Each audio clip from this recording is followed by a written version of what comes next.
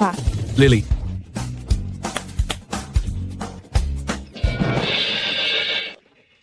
Ayan na. Ang galing mo pa rin. Hindi ka pa rin nagbabago. Teka muna, bakit ka nandito? Siyempre, kailangan kong pumunta rito. Aking mahal na anak, umuwi ka na sa bahay. Ikaw talaga, anak ka ng pinakamayaman sa North City, pero nagde-deliver ka ng pagkain, hindi ba kita kayang buhayin? Pa, itong pagde-deliver ng pagkain ay part-time lang. Bukod pa rito, hindi ba't ikaw ang nagsabi, kapag kumita ako sa sarili kong kakayahan ng 1 bilyong piso, hindi mo na ako pipiliting magpakasal. Ano bang drama mo? Matanda ka na, bumalik ka na lang at magpahinga. Kapag kumita na ako ng 1 bilyong piso, dadakulhin ko rito at ihahagis ko sa'yo. Sandali lang. Ang iyong desisyon, hindi na kita mapipigilan. Ngunit tingnan mo, araw-araw ka pang sumasakay ka ng helicopter mula sa bahay. Napapalayo na iyan. Halika. Binibini, ito ang bahay na inihanda ng master para sa iyo. Isang apartment na may 1 kwarto at sala na nirerentahan na may buwan ng upa na 27,000 piso. At mayroon ding isang lumang van na nagkakahalaga ng 156,000 piso. Pati na rin itong bank card. Mayroon itong 78,000 piso bilang panimulang puhunan. At saka, ang helicopter na iyan medyo aksaya sa resources. Wala ka ng direktang karapatang gumamit ng helicopter para pumasok sa trabaho. Mayroon pa, ang paborito mong kotse na Porsche at ang villa ay kinumpis ka pansamantala. Itay, talagang mahal na mahal mo ako.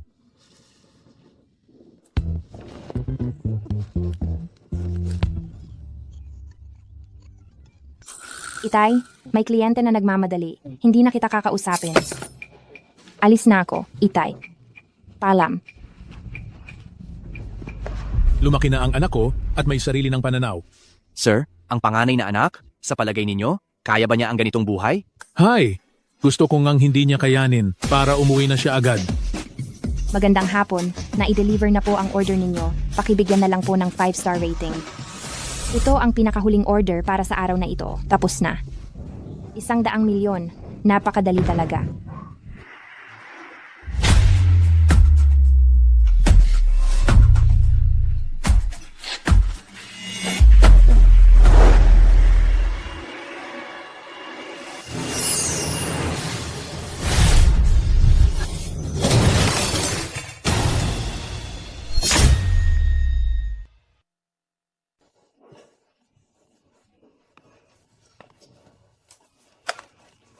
Ayos ka lang ba?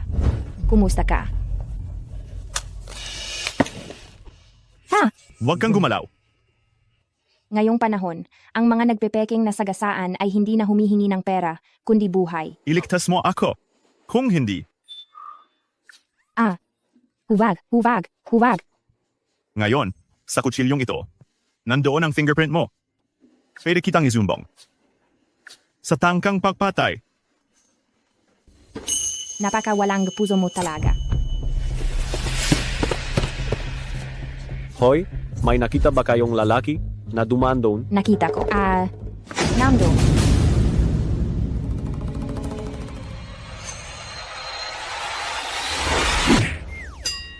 Hoy.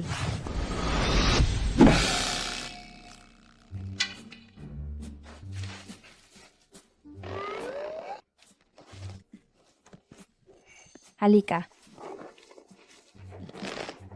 Oh, ano?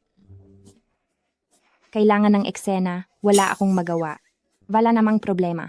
Alis na ako. Bye-bye. hindi mo na ba kukunin ang kotse?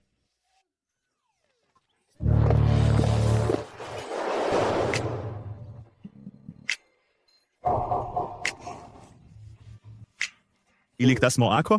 Bibigyan kita ng 100,000,000. Talaga?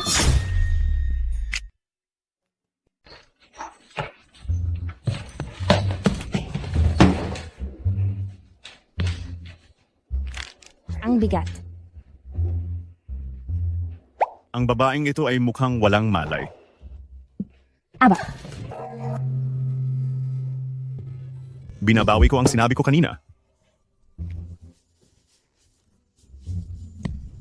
pasensya na. Hindi ko sinasadya. Huwag mo akong sisihin. Huwag na huwag mong bawasan ang 100,000,000 ko. Hindi naman masamang tingnan. Medyo may edad na lang. Walang hiyang babae? 30 taong gulang pa lamang ako? Tinawag mo akong matanda.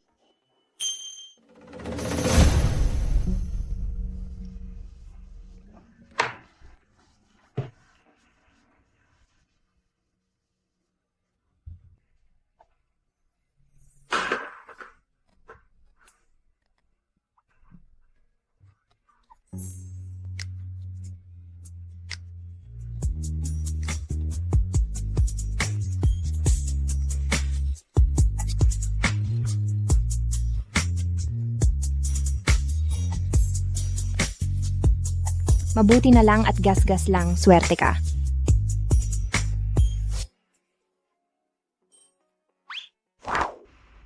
Nagkukunwari ka bang tulog, ano? Tingnan natin kung hanggang kailan mo kaya. Papatay ka ba ng tao? Narinig ko na kapag nagkukunwari kang tulog, wala kang mararamdamang sakit. Sinusubukan ko lang. Anong meron? Ano ba ang ibig mong sabihin? Nasaan ang pera ba? 100,000,000.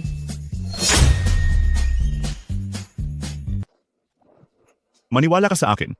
Bigyan mo ako ng 1 taon. Tiyak na bibigyan kita ng 100,000,000 piso. Ay, wala pala siyang pera. Pansamantala lang. Hey. Hoy, maniwala ka sa akin. Maniwala ka sa akin, talagang babayaran ko ang utang ko sa iyo. Hindi ako makikinig. Parang tumatahol ang aso. Masipag ako, nakakapaglaba ako, nakakapagluto ako, at makakatulong din akong maglinis ng bahay mo.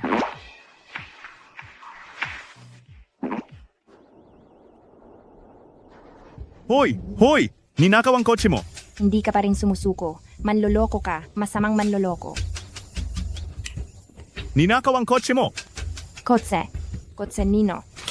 Sa akin.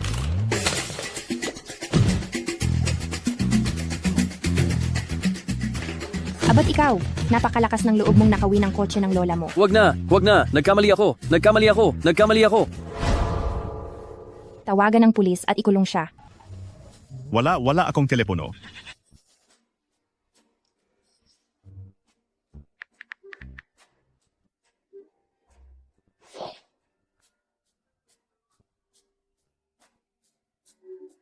Salamat.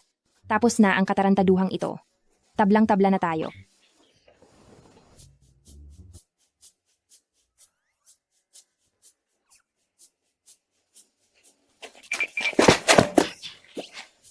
Kuya, bakit ka sumusunod sa akin?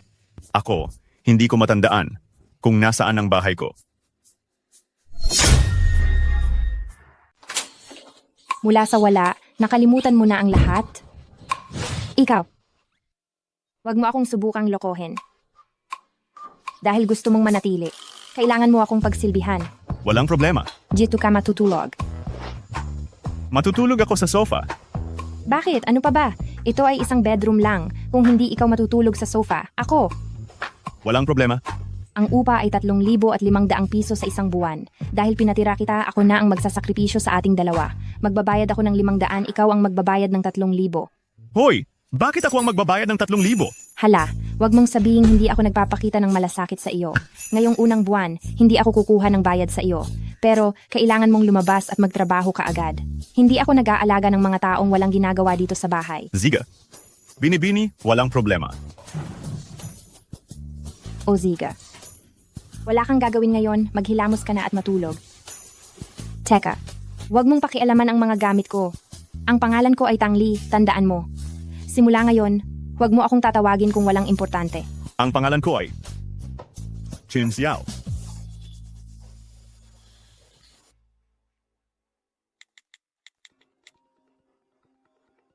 Boss Kin, sa wakas, nakontak na rin kita. Nagtatama na ang buong Yunding Group. Inanunsyo ni Qin Yue na namatay ka sa isang aksidente, boss. At magsasagawa siya ng isang salusalo para sa bagong pagtatalaga. Nasaan ka na ba? Pupuntahan na kita agad? Huwag na. May matutulugan ako. Tungkol naman kay Qin Yue, hayaang makapag-ingay pa siya ng ilang araw. Sige, kapag nakumpirma na ang lugar ng kanyang inaugurasyon, sabihin mo ulit sa akin. Opo.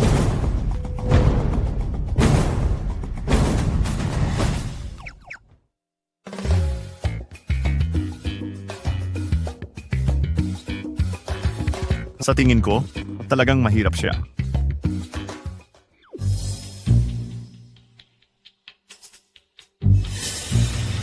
Ay, Ha? may mga magnanakaw bawat taon, pero mas marami ngayong taon. Anong ginagawa mo? Ako ito.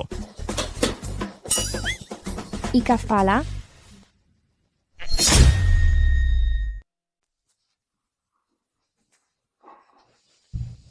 Masarap. Isang araw na akong hindi kumakain, magtira ka naman para sa akin.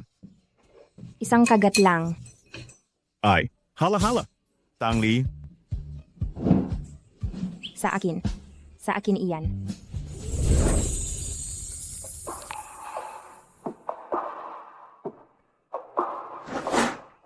Teka, Dahan-dahan kang kumain.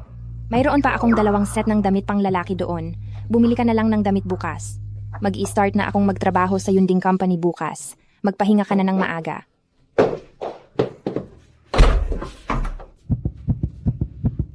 Tangli. Anong klaseng lalaki pa ba ang hindi mo pa nakikita? Kalma.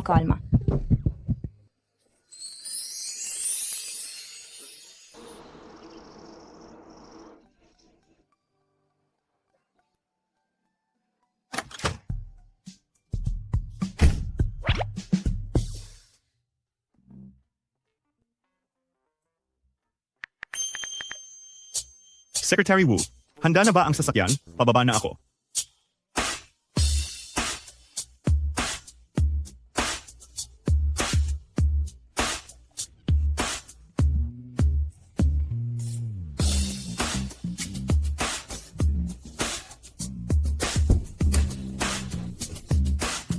President Keen, ikaw, tumagas pa ba tayo?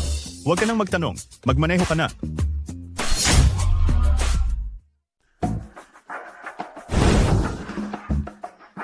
Hindi ka ba tumitingin sa dinadaanan mo? Fei, ikaw ba yan? Sino ka? Ako ito. Ang high school classmate mong si Tangli. Oh, ikaw pala. Yung hindi man lang nakapasok ng kolehiyo. Yung duwag na hindi ng ahas sumali sa college entrance exam. Hindi ko inakala na ang tulad mong mababa ang pinag-aralan ay makakapasok din sa Yunding Group. Noon, napasok ako dito dahil ako ay isang eskolar mula sa 985. Tangli, huwag mong masamain kung babalaan kita. Huwag na huwag kang didikit sa akin. Dati ako ay nakapasok sa kolehiyo ng walang exam, tapos pinadala ako ni tatay sa ibang bansa. Bakit niya sinasabing hindi ako nakapagtapos ng kolehiyo? Magpapakilala lang ako sa inyo. Ito ang bago nating apprentice, si Tang Li. Kumusta kayong lahat? Sana ay maging maganda ang ating samahan. Fei. Team leader, magkakilala kayo? Kilala siguro. Hindi siya sumali sa college entrance exam noon. Hindi ko alam kung paanong nakapasok siya dito. Kaya pala, nakadamit ng hindi mo alam kung saan galing, pero may lakas ng loob na pumasok sa design department natin. Ang pinakabagong disenyo ng Milan, kung sinasabi mong galing lang ito sa palengke. Mukhang alam ko na, inaaway niyo pa rin ang mga bagong pasok, tama? Inaway? Nagpapatawa ka ba? Ikaw, wala kang pinag-aralan, wala ka ring gawa, hindi ka na ba pwedeng sabihan? Baka naman nakapasok lang siya dito gamit ang koneksyon. Kaya pala? Ang mga disenyo ng Yunding Group Design Department, kapag napili, may gantimpala na mula 200,000 hanggang 500,000 yuan. Hindi ako pwedeng magpadala sa emosyon. Ang ilang bagay, kailangan pa ring patunayan gamit ang husay. Padaanin mo ako.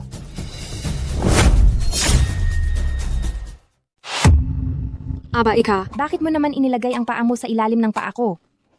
Tangli, huwag kang sumobra. Humingi ka ng tawad kay Liu Yue. Ay tama. Liu Yue, pasensya na. Sa susunod, huwag mo na ilalagay ang paa mo sa ilalim ng akin. Wala kasi akong preno sa pagbitiw ng bigat.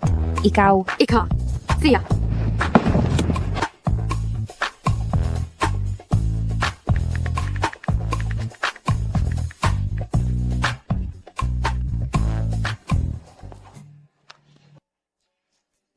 Mr. Keen, ito ang mga impormasyon ni Tang Li. Ang kanyang background ay pangkaraniwan lang. Pangkaraniwan? Paano siya nakapasok sa kumpanya natin?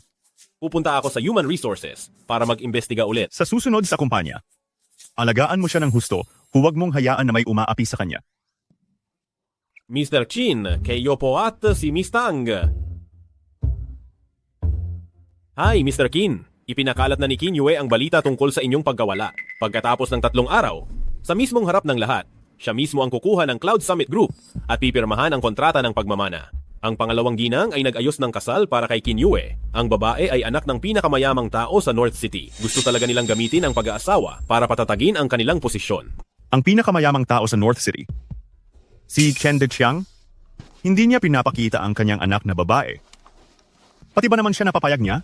Mukhang si Qin Yue ngayon ay gumugol ng maraming pag-iisip. Ngunit kung mapapatatag ba niya ang posisyon na ito, iyon ay ibang usapan na. Aray, Mr. Qin, saan po kayo pupunta? 6:00 na. Dapat tapos na ang trabaho niya. Ay, tay, iyang si Qin Yue na iyan. Hindi ko pa nga nakikita, hindi talaga ako pupunta. Ay, ito. Pakibalot na po. Aking mahal na anak, pumunta ka na. pumayag na ako. Tutal, hindi naman ako pumayag sa pag-iisa ng inyong pamilya. Tingnan mo lang siya kung gusto mo, kung hindi, wag na lang. Baka ang batang iyon may masamang intensyon. Pero alam mo naman, ang kalagayan ng tatay mo, ito. Sige, pupunta na talaga ako. Pero wala akong formal na damit. Ipadadala ko agad sa iyo. Ate, hindi naman siguro, di ba? Tinalikuran mo ang pagiging mayaman para magtrabaho sa ibang tao at mayroon ka pang lalaking sinusuportahan, bibilhan mo pa siya ng cellphone?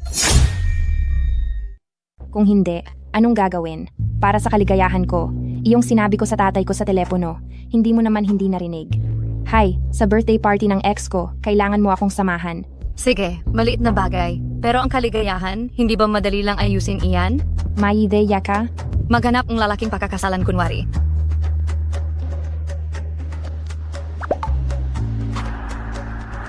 Maghanap ng lalaking pakakasalan kunwari?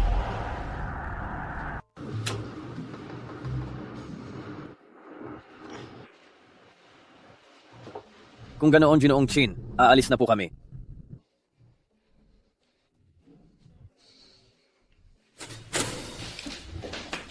Nandito ka na? Umupo ka. Lahat ito. Ikaw ang gumawa. Oo, pasensya na sa simpleng handa.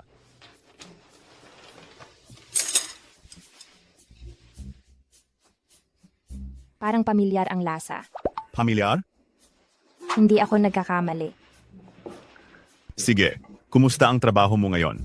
Huwag na nating pag-usapan iyan. Sobrang nagiinit ang ulo ko. Pagdating ko pa lang, binigyan na ako agad ng hirap. Anong nangyari?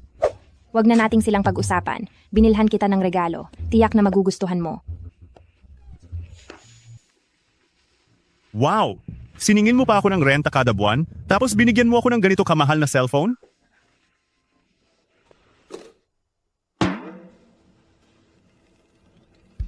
Ano ito? Pangmatanda? Huwag mo namang maliitin itong phone ng matatanda. Tingnan mo. Ang lakas ang boses, ang ingay, di ba? Oh, Kung may problema ka, direktang makipag-ugnayan ka na lang sa akin. Hindi naman mahal itong cellphone ko, kaya hindi mo kailangang bayaran. Kailangan mo lang akong tulungan sa isang napakaliit na pabor. ano naman ang napakaliit na pabor na nagkakahalaga ng 200 at 900? Pakasalan mo ako. Ano? Ano? Magpakasal? Hindi ko kayang gawin yan. Magpapanggap lang tayong kasal at babayaran kita ng kabayaran para hindi mo na kailangang problemahin pa ang pagkain at damit habang buhay. Aray.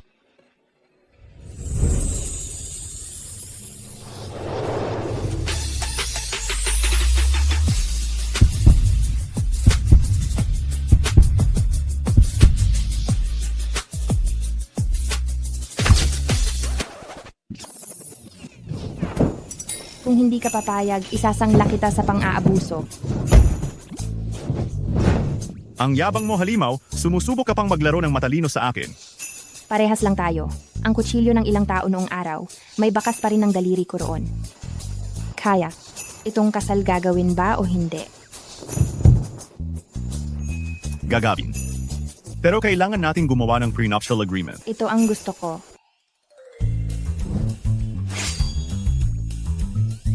Unang probisyon, ang ikalawang panig ay may karapatang tulungan ang unang panig sa pagharap sa iba't ibang mapanganib na sitwasyon. Halimbawa, biglaang inspeksyon ng pamilya. Ikalawang probisyon, ang unang panig ay hindi dapat magkaroon ng malisya sa ikalawang panig. Wala akong intensyon na magkaroon ng malisya sa iyo. Ikatlong probisyon, ang magkabilang panig ay hindi maaaring magkasama sa isang silid. Kahit magkasama sa isang silid, hindi maaaring magkasama sa isang kama. Ang unang panig ang matutulog sa kama. Ika-4 na probisyon, pagkatapos ng isang taon, babayaran ng unang panig ang ikalawang panig, tinitiyak na ang ikalawang panig ay mamumuhay nang walang anumang problema pagkatapos ng isang taon. Deal. Ginoong Kin, masaya akong makatrabaho ka. Masaya ring makatrabaho ka.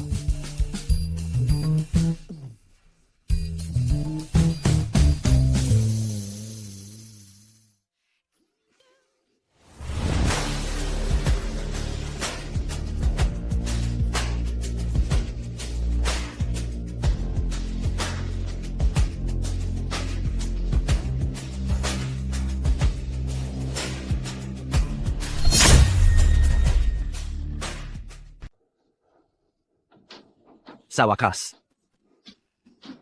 Hindi ka pa rin pala nagtagumpay sa akin, kuya. Wutian, alam kong tapat kang aso ng kuya ko, ngunit ayos lang sa akin na panatilihin ka hanggat handa kang maglingkod sa akin. Ano po ba itong sinasabi ninyo, pangalawang master? Ito po ang nararapat kong gawin. Tawagin mo akong General Manager Kin. Wutian, tandaan mo, si Kinyue na ang General Manager Chin ngayon. Hindi pa natin sigurado kung siya na nga ang General Manager Kin, hindi ba? Ano ang ibig mong sabihin? Tingnan mo itong si Wutian, sobrang kawalang galang. Anak, kapag nagsimula ka na sa iyong trabaho, paalisin mo agad siya. Huwag kang mag-alala, ma. Hindi ko hahayaan na may asong nananakmal sa tabi ko. Kung maaari lang, pati ang matandang babae na yon, gusto kong... Huwag kang magsalita ng kung ano-ano. May pamilya pa rin ang lola mo na may kapangyarihan. Ngayong gabi, kailangan mo lang magpakita ng magandang asal at ang anak ng pinakamayamang tao sa Bacon ay pupunta rin. Ay ma, narinig kong napakapangit raw ni Miss Tang. Ayaw ko talagang makipag-alyansa sa kasal. Anong problema kung pangit? Kapag nakapasok na siya sa pintuan, wala na siyang magagawa kundi sundin ka, hindi ba? Huwag kang mag-alala. Ako, ang nanay mo, sisiguraduhin kong susunod siya ng maayos.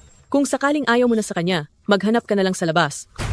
Wala siyang karapatang magreklamo. Kung ganon, sige. Hey, mag-ingat ka, kuya.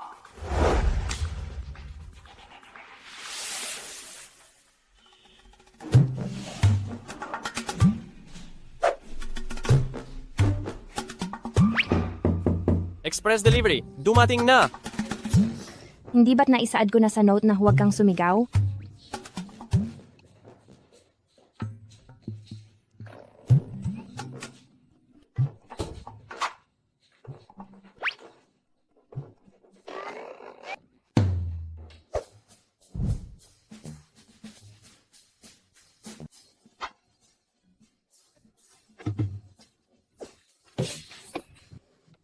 Ako.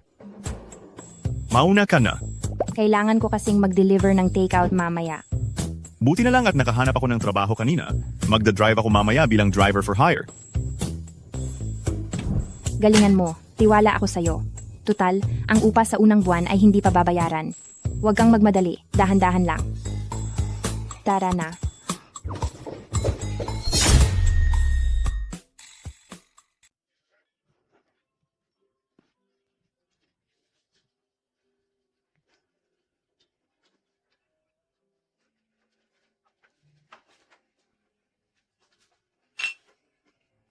Maligayang bati! Maligayang bati! Salamat. Salamat sa inyo sa pagdalo. Ikalawang Ginoong Kin, batiin kita. Mula ngayon ikaw na ang magiging pinuno ng pamilya Kin at tagapamahala ng Yunding Group. Walang ikalawang Ginoong Chin, si CEO Chin talaga. Sa hinaharap, sana ay bigyan mo ng pasasalamat si CEO Chin, alagaan mo ang aming negosyo at bigyan kami ng kontrata para gawin. Aba, hindi naman. Napakabait mo naman. Ang His Group ay ang haligi ng industriya ng real estate. Sana ay maging mas madalas ang ating pakikipag-ugnayan, CEO He. Ayo, puri mo yan. Masyado kang formal. Check. CEO Chen. CEO Kin, ito ang aking minamahal na anak, si Xiao Yu. Siya, gusto niya talagang makipagkaibigan sa iyo. Siyempre naman. CEO He, alam mo ba ang pinakamayamang tao sa Beijing? Ngayong gabi, darating din ang anak niyang babae. Matagal nang gusto ng anak kong si Yuer, ang kanyang anak na babae. Baka hindi na ito pupuwede. Chen Deqiang, ang pinakamayamang tao sa Beijing. Oo, tama. Ziga? Halika anak, pirmahan mo na ang kontrata ng pagmamana. Pagkatapos, ang mga panauhin, halos kumpleto na rin. Pupuntahan ko na para kontakin si Miss Tang. Sige, paumanhin sa pag-alis. Halika, dito ka. Mga Ginoo at Ginang. Nagpapasalamat ako sa inyong lahat ngayon dahil sa pagbibigay ninyo ng mukha sa akin, si Kin. Inaanunsyo ko, ako, si Kin Yue, ang formal na tagapagmana ng Yunding Group.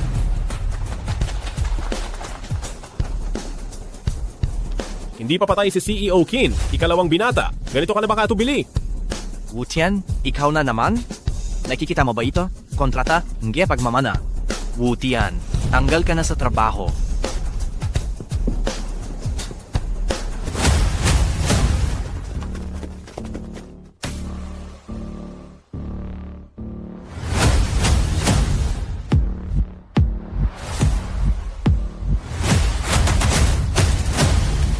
Kinshao, paanong nangyari? Buhay ka?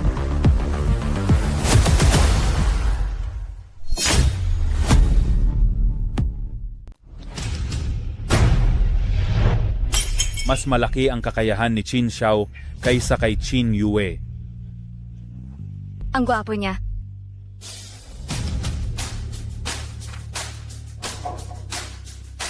Napakagaling mo talagang kapatid. Kuya ako. Ngayon na nakabalik na ako, may masasabi ka ba? Wala.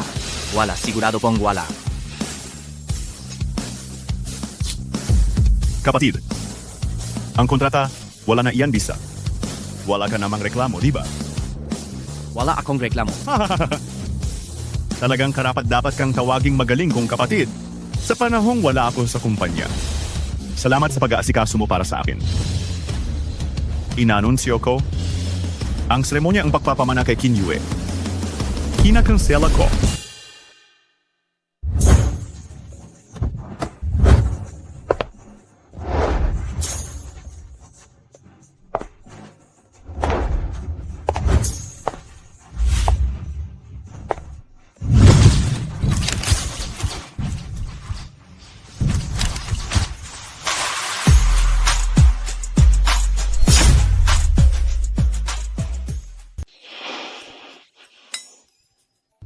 Anong nangyayari?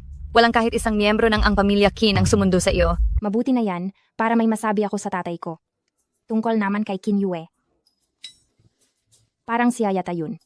Hintay pa tayo ng kaunti. Kung walang makakapansin, aalis na tayo. Sige. Ang iniutos ni CEO Qin na ipaimbestiga. Nandito pala si Binibining Tang. Pero si CEO Qin gusto siguro siyang ligawan. Hindi ko na sasabihin kay CEO Qin, hahayaan ko na lamang siyang magpa-impress kay Binibining Tang. Dahil sa pagiging maunawain at mapagbigay ko, siguradong tataasan ni CEO Qin ang sweldo ko. Kahit 2,000 piso man lang. Babalik ako sa kumpanya bukas. Ang ibang bagay, wala akong sasabihin.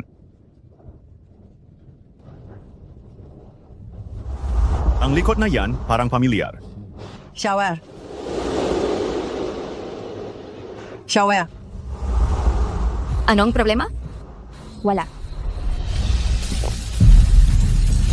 Shower. Baka siya ba? Xiao dahan-dahan ka?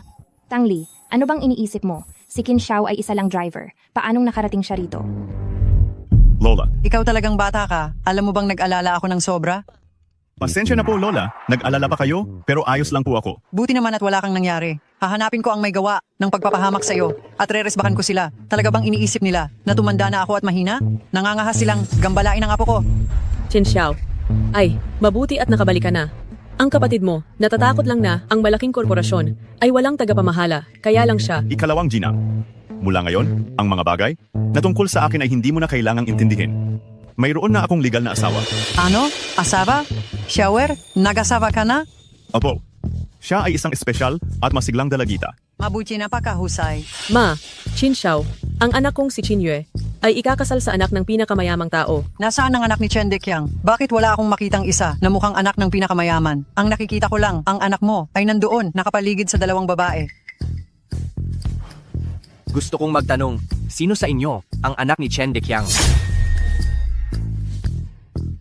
Baka dumating na ang anak ng pinakamayamang tao. Titingnan ko nga.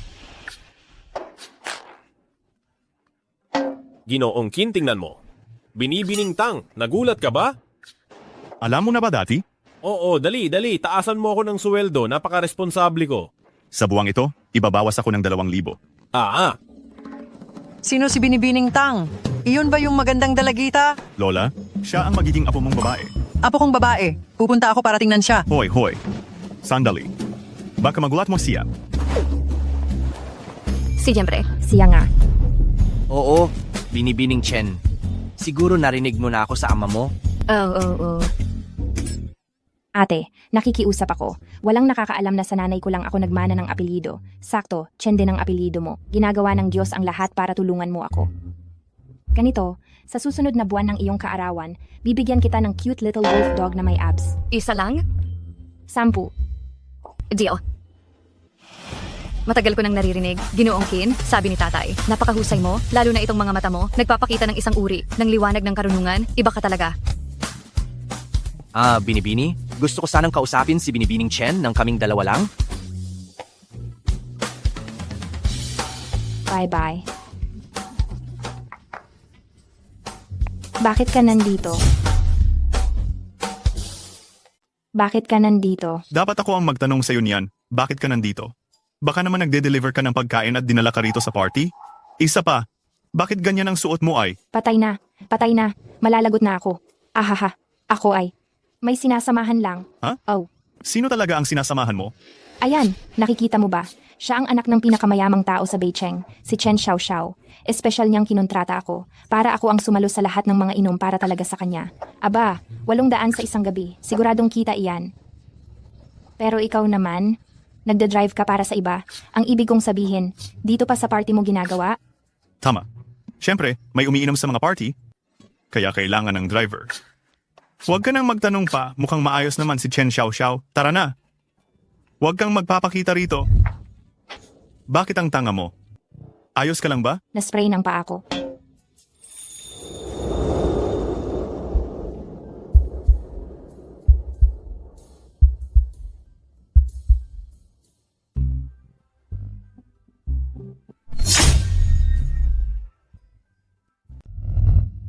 Anong nangyayari?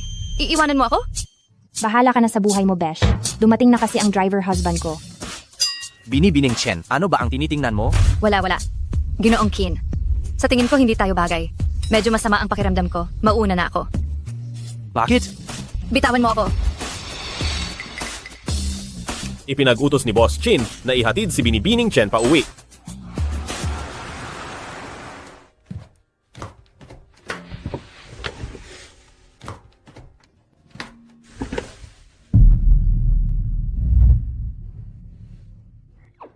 Ang labis naman. Hindi pa nangyayari sa akin yan. Siguro sa ganda ng tindig mo ay natakot sila. Kaya ako naman po mag-isa. Hindi. Kung wala akong pahintulot, huwag kang gagalaw.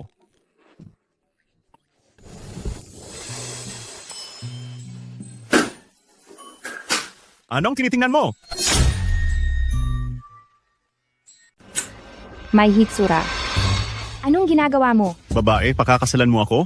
Dahil ba sa kagandahan ko? Hindi. Nagsisinungaling ka. Dahil sa kagandahan ko iyan. Hindi nga. Ha? Ano bang sinasabi mo? Huwag mo akong hawakan. Huwag kang gumalaw. Ang tatay ko. Hello. Hey, Anak, kumusta si Qin Yue? Hindi maganda. Tay, may magandang balita ako sa iyo. Kasali na ako. Kasal? Anak, niloloko mo lang ba ako? Sinong walang hiya ang naglakas loob na lokohin ang anak ko? Pupunta ako riyan para tingnan bukas. Sabi ng tatay ko. Kailan daw siya pupunta? bukas.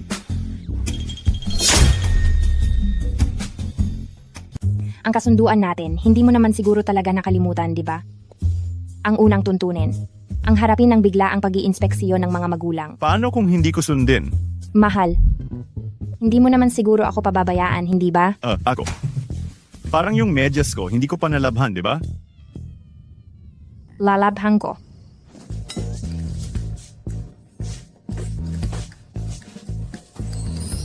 Sa wakas natapos din.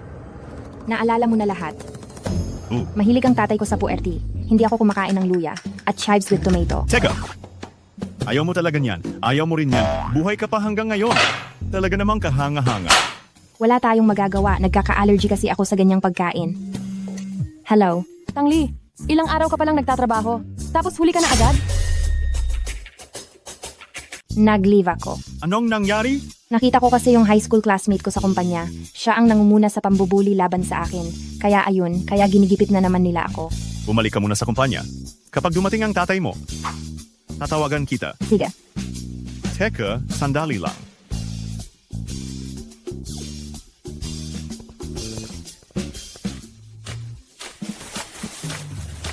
Ay, Sir Qin, sa wakas, sinagot mo na ang tawag. Ang mga shareholder hindi na mapakali sa paghihintay. Secretary Wu, sunduin mo ako agad. At saka, sabihin mo sa mga empleyado dito sa kumpanya, maging mabait sila kay Tang Li. Kinasal na kami. Opo, sisiguraduhin ko po, sir. Sir Qin, kayo at si Miss Tang ay kinasal na?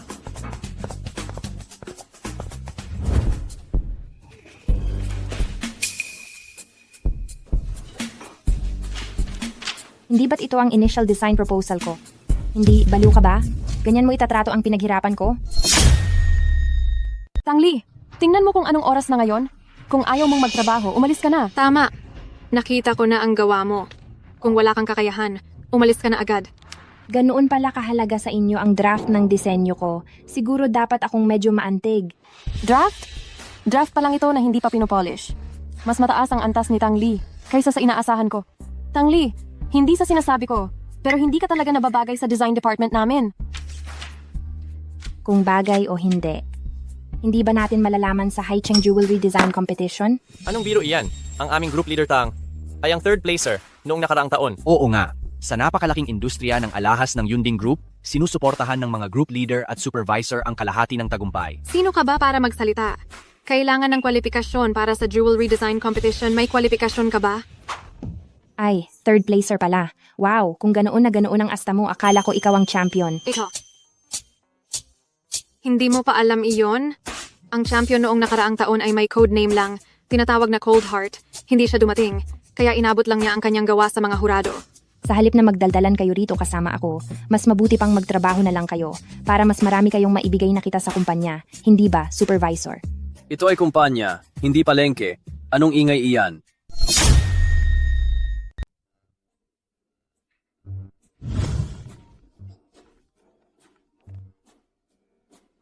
Wukalihim, anong nangyayari? May isang tao sa kumpanya na kailangan mong bigyan ng espesyal na atensyon. Siya ang asawa ni General Chin.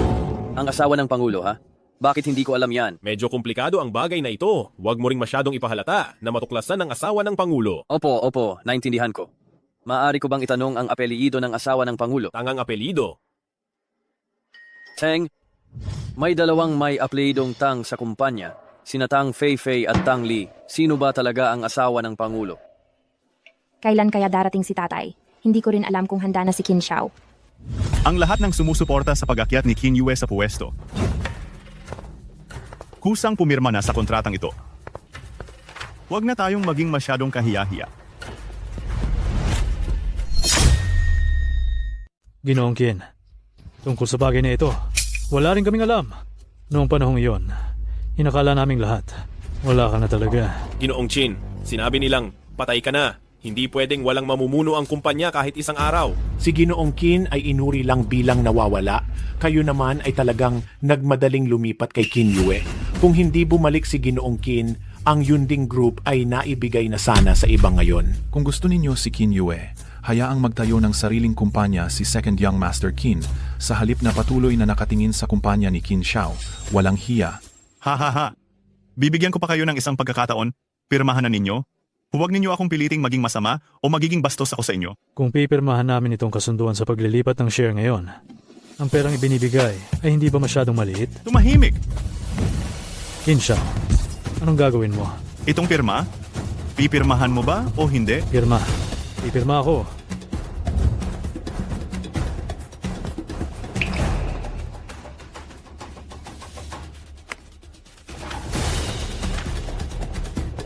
Ang marunong sumusunod sa takbo ng panahon. Simula ngayon, hindi na kayo kasali sa Yunding Group.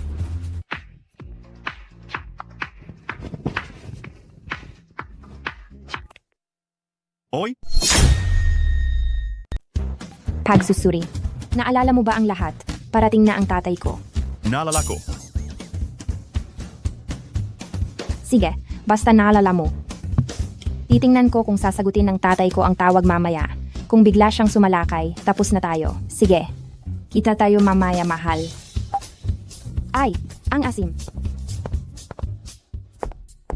Mahal, mahilig ka sa maasim? Tang Li, tingnan lang natin kung hindi kita mapaalis sa Yunding Group ngayon. Kita tayo mamaya, mahal. Sa nakikita ninyo, ito ang asawa ng CEO ng Yunding Group. Wu Tian, kunin mo ang kontrata. Wala namang iskandalo si CEO Qin. Bakit pagkatapos ng ilang araw na pagkawala, bigla siyang nagkaroon ng asawa? Huwag mo ngang sabihing hindi. Ang boses ng asawa ng CEO, parang isang batang babae pa rin. Qin Xiao, matandang baka na kumakain, batang damo.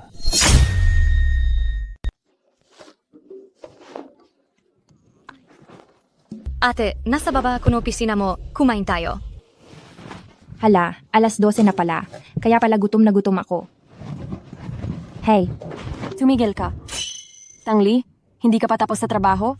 Ate, lunch break na ito. 1.5 oras ang pahinga. Nakatira ka ba sa tabing dagat? Para ang dami mong pakialam. Yung disenyo na inatas ng supervisor, natapos mo na ba? Ikaw talaga. Pasensya na talaga, Binibini. Natapos ko na itong disenyo. Goodbye. Team leader, hindi ka talaga nirerespeto ni Tangli. Ang Tangli na iyon. Hindi kumakain sa labas ng kumpanya si Tangli dati.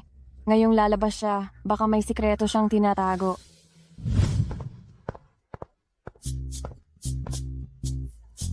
Wow, ang pinakabagong modelo. Hindi ba't hindi ka binibigyan ng sobrang baon ng tatay mo? Bakit? Yumaman ka na. Ay, huwag mo nang itanong. Kaninang umaga, nakaparada na itong kotse sa baba ng bahay namin. Hulaan mo kung sino ang nagbigay? Si Chin Yue. Sabi ko na, ikaw ang matalino na laging pinupuri ng mga magulang ko. Tama ang hula mo. Handa na ba ang mga gamit? Handa na lahat. Tiyak na hindi masasayang ang biyahe ng biyenan mo. Teka, Boss Chin. Chin Xiao. Kilala mo ba si Chen Xiao? Opo. Huwag mo akong sundan. Hayaan mo akong maglakad mag-isa. Bakit ka nandito? Sino siya? Asawa ko. Ano sa tingin mo? Ang guwapo, no?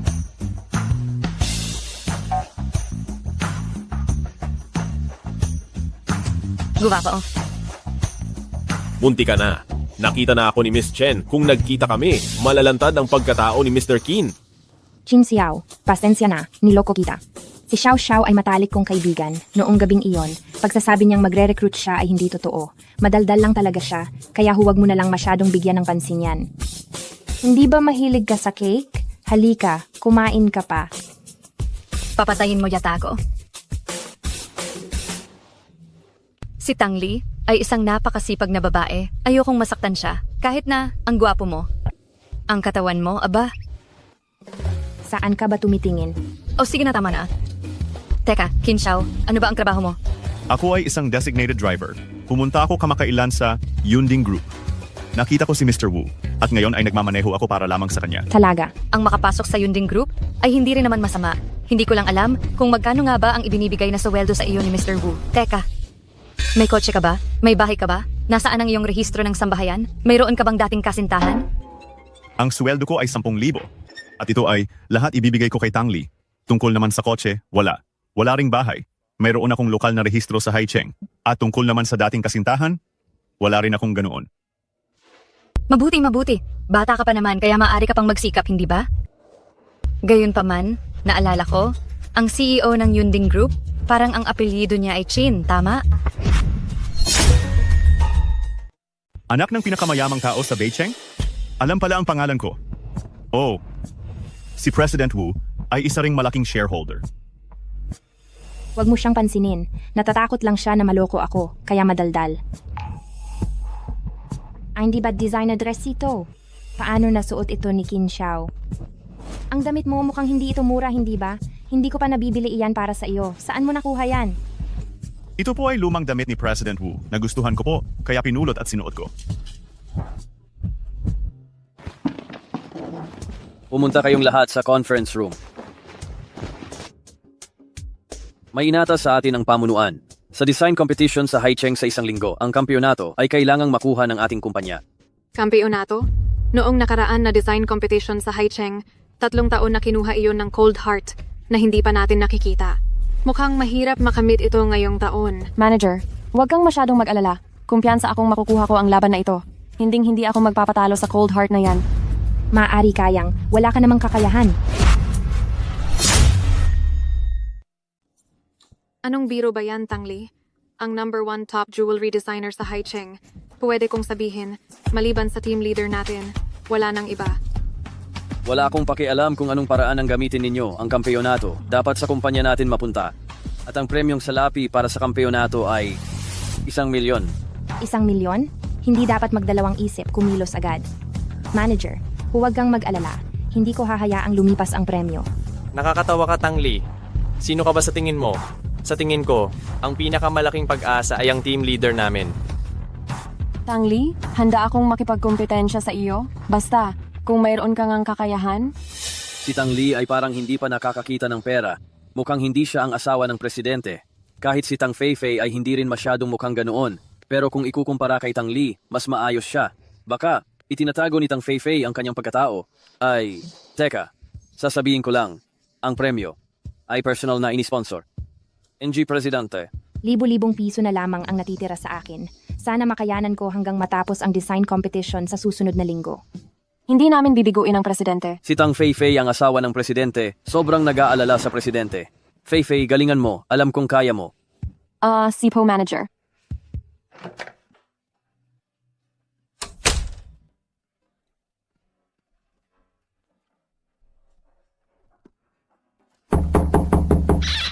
Ang buwisit na Qin Xiao, umalis nang hindi pinapatay ang ilaw, at hindi pa dinala ang susi.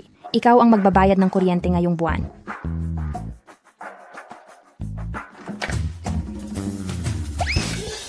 Si Papa? Bakit ka nandito? Hey, kung hindi ako dumating, baka kinidnap na sana ng iba ang anak ko.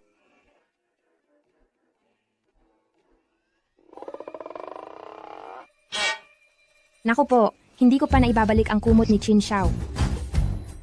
Anong nangyayari rito? Kasal kayo, hiwalay ang tulog ninyo? Nasaan ang bugok na iyon? Nasaan siya? Kasi nag-overtime pa siya at hindi pa umuuwi. Itong kumot. Kakapalit at kalalabada ko lang at hindi ko pa naisoli. Maupo po kayo. Ipaghahanda ko po kayo ng tubig.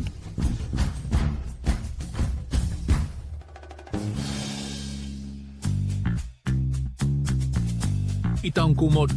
Parang pamilyar sa akin? Nasaan ang banyo? Doon po, Pa. Pa, sandali lang po.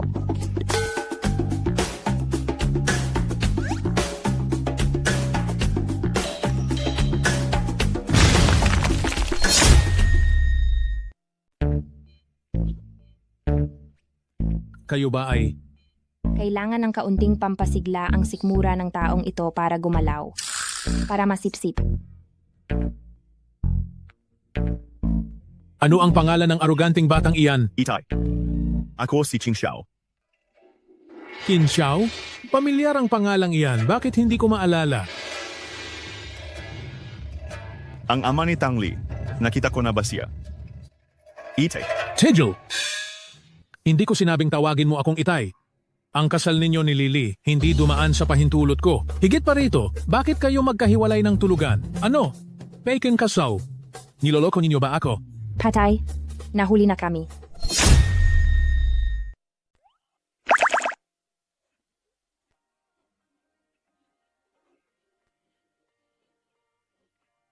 Lily, tingnan mo.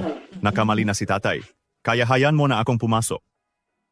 Ang lakas ng loob mong gawin yan sa harapan ko. Hahalikan mo ang anak ko? Tay, talaga pong may mata kayo para sa katotohanan? Si Lily, nitong nakaraang 2 araw, nag-iinarte sa akin. Kaya pinalayas niya akong matulog sa labas. Kung hindi dahil sa pagdating ninyo, hindi ko siya malalapitan. Oh? Kaya kasalanan ko pa, ganon?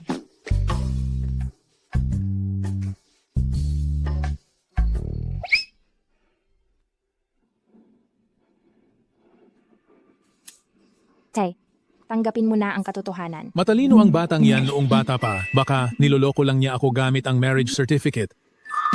Kailan kayo nakakilala? Saan kayo nakakilala? Sabay kayong sumagot. 3 buwan na ang nakalipas. Nagkakilala habang nagdi-deliver. Bakit ba? Nagpustahan pa ako. Pinayagan kong mag-deliver ang anak ko para lang maibigay niya ang sarili niya. Ang anak ko, ano ang ayaw niyang kainin?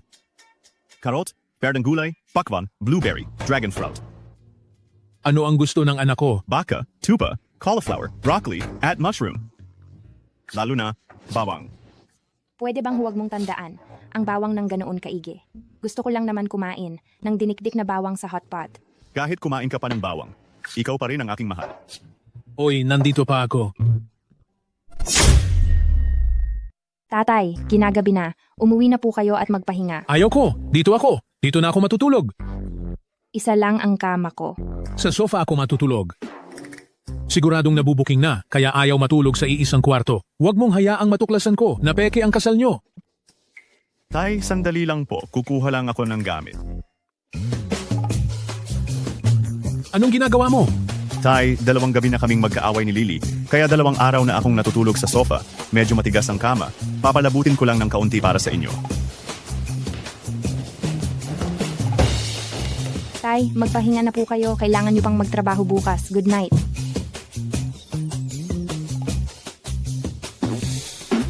Teka, hindi ganito dapat ang takbo ng kwento.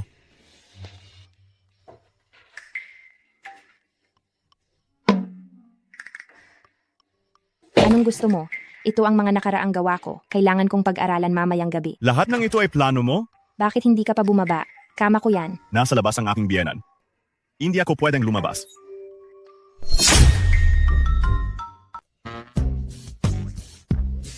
Hindi ako pupunta. Igagawa kita ng banig sa sahig. Ngayon ko lang inilatag ang sopa para sa biyenan. Inilabas ko na rin ang kumot. Magagawa mo ba talagang tiisin na makita akong natutulog sa sahig?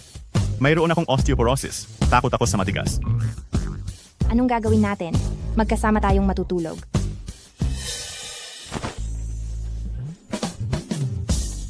Ano bang ginagawa mo? Nakapagtataka, bakit walang ingay?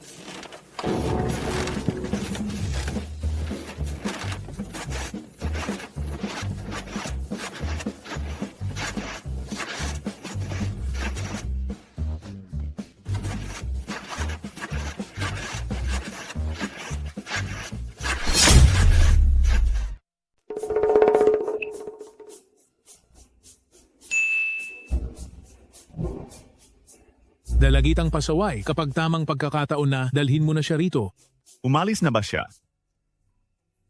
Ano ang nakasulat dito? Ang pagpasa sa pagsubok ng tatay ko ay nalampasan mo. Magaling ang ginawa mo, bata. Kung ganoon, hindi mo ba ako bibigyan ng...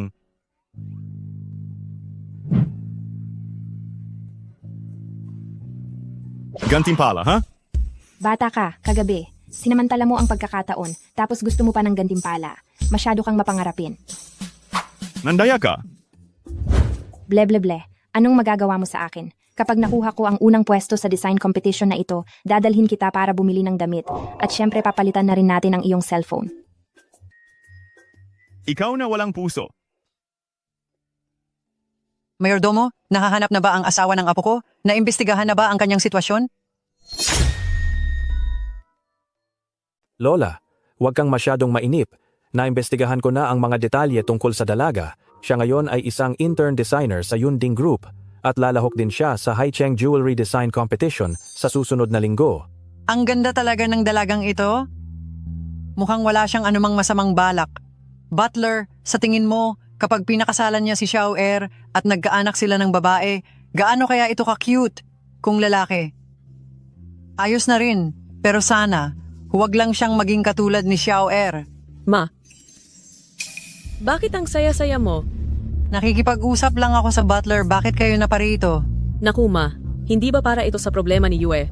Si Yue Er namin, gusto niya ang anak ni Chen Dekyang at gusto rin siya ng babae. Gusto lang sana naming itanong sa inyo ito, kung maaari mong ayusin na makausap namin si Chen Dekyang para mapagkasundo na namin ang kasal na ito. Talaga bang nagmamahalan sila? Opo, Lola. Tinanggap niya lahat ng regalo na binigay ko kay Xiao Xiao. Sa tingin ko, panahon na para mag-propose. Ang anak ni Chen Dekyang, naloko ba talaga siya ni Qin Yue? Sige na ka. Kakausapin ko si Getchen. Pinahahalagahan pa rin naman niya ang mukha ko. Ay salamat po ma. Salamat, Lola. Ang bait talaga ng aming mama.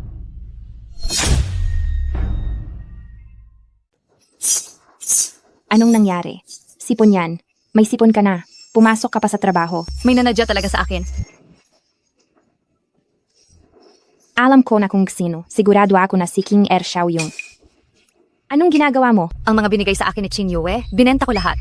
Ang laman ng card na to ay mahigit 3 milyong piso. Hindi ba wala ka ng pera? Heto, tutulungan kitang makabangon. Ate, mahal kita. May itatanong ako sa iyo. Pupunta ka ba talaga sa Haicheng para sumali sa kompetisyon ng disenyo ng alahas? Hindi mo talaga gagamitin ang pangalan ng malamig na puso? Salamat, kung hindi dahil sa iyo. Huy, Lily, inirehistro kita para sa kompetisyon ng alahas sa katabing lungsod na isumite na ang mga disenyo. Mag-isip ka ng palayaw mo. Hump! Kung hindi ka pupunta sa klase sa piano, hahatiin sa kalahati ang allowance mo ngayong buwan. Hayang malamig na puso kong ito. Malamig na puso? Ang baduy naman ang panggalan na yan. Lily, siguradong sisikat ka? May tao ba kanina? Ate, naniniwala ako sa'yo. Sasali rin ako sa pagkakataong ito. Sama-sama tayong magpapakatotoo. Tama na. Magtrabaho na tayo. Teka, sandali. Matutulungan mo ba akong magtanong tungkol sa sekretarya ni Ginoong Chin? Ano bang klase siyang tao? Chen Xiao Xiao, umamin ka. Umiibig ako sa isang sekretarya. Hindi ko alam kung papayag si Tito Chen. Ginagaling Chin, naayos na ang lahat ng bagay na may kaugnayan sa kompetisyon sa disenyo? Mabuti, huwag kang magkamali. Chin Xiao. Si Ai. Ginagaling Wu, inutusan niya talaga akong pumunta dito sa kumpanya para gawin ang ilang pagkaalila para sa kanya. Ikaw si Ginagaling Wu. Kumusta po? Madalas ko talagang marinig si Qin Xiao na binabanggit kayo. Sinasabi niyang napakabait ninyo talaga sa kanya at nagbigay ng pagkakataon. Huwag kang mag-alala. Ano man ang ipagawa ninyo, utusan niyo lang si Qin Xiao. Sa totoo lang, isa rin siyang napakasigasig na tao. Mabuti. Hindi ko inakala na ipagtatanggol niya ako. Ginagaling Wu, magsisimula na ang pulong ng mga taga-disenyo. Kailangan mo nang talagang pumunta doon. Oo. Iyon. Sige, mauna na ako. Kin, mag-usap muna kayo ng asawa mo dito. Pagkatapos mag-usap, bilisan mo at pumunta ka na. Opo. Bakit ka nakatayo lang? Hindi ka pa aalis. Hindi tama na mauuna ang boss. Nais ko pa sanang kausapin ka. Importante ang kumita. Napakabihira na nagkaroon ka ng disenteng trabaho. Pahalagahan mo. Pero, Pero ano? Umalis ka na. Qin Xiao. Masarap hawakan.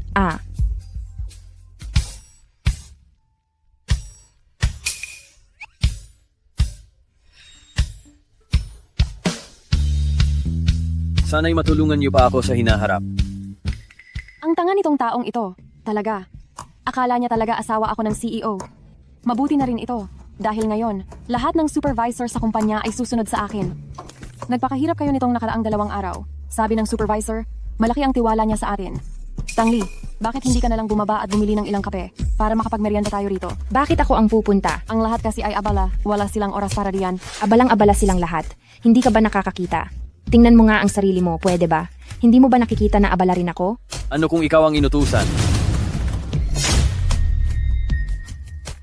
Boss, siguro kasalanan ko. Naistorbo ko siya. Anong sinasabi mo? Pumunta siya. Tangli, bilisan mo. Kung hindi, ang iyong regularisasyon. Magtitiis ako, magtitiis ako, magtitiis ako, may kutsilyo sa ibabaw ng puso. Kung magtitiis ka, magiging payapa ang lahat. Sige, pupunta ako.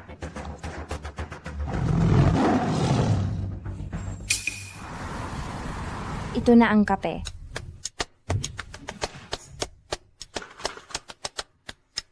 Anim na tasa, 100 at 6 na po. Hindi ba Tangli? Sa ganyan kaliit na halaga, hahanapin mo pa rin sa akin? Ikaw ang nagpabili sa akin ng kape. Noong bago ka pa lang, hindi mo kami nilibre. Ito, para bayad na iyon ha? Isang tasa ng kape? Ang dami mong reklamo? Okay lang, sa susunod ililibre ka na lang din namin. Kaya pala, kayong lahat gusto nyong makakuha ng libre, di ba? Tangli, parang sumobra na yung sinasabi mo. Ako sumobra. Tangli, magkakatrabaho tayo. Huwag nating gawing pangit ang sitwasyon.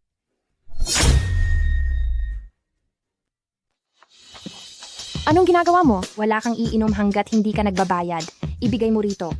Iyo. Tingnan mo siya. Tangli, wala ka ba talagang galang sa akin? Siyempre, mayroon. Hindi mo man lang maayos ang pinakapangunahing relasyon mo sa tao. Paano ka makakapagtrabaho sa kumpanya? Alam mo ba kung sino siya? Wala akong pakialam kung sino ba talaga siya. Siya ang misis ng ating CEO. Mrs. ng CEO, ikaw. Sa totoo lang, ayoko sanang ibunyag ang pagkatao ko. Pero sobra ka na talaga. Mukhang ang CEO pala natin ay hindi rin maganda ang paningin. Mag-ingat ka sa pananalita mo. Wala pang nakakasampal sa akin sa tanang buhay ko. Ikaw ang una. Kung ganoon, ano ngayon? Ngayon, ako ang papalit sa magulang mo para tumpakan ka ng husto. Bitawan mo ako. Bakit mo ako tinititigan? Hindi mo siguro ako kayang saktan, di ba? Misis ako ng CEO.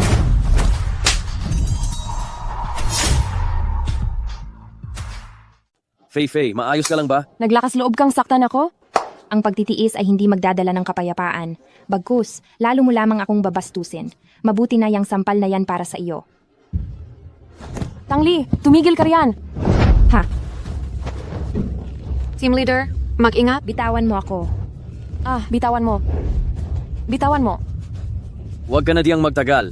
Tiyak na mapapahamak ka kapag nalaman niya ng CEO. Bitawan mo. Ano ito? Bitawan mo.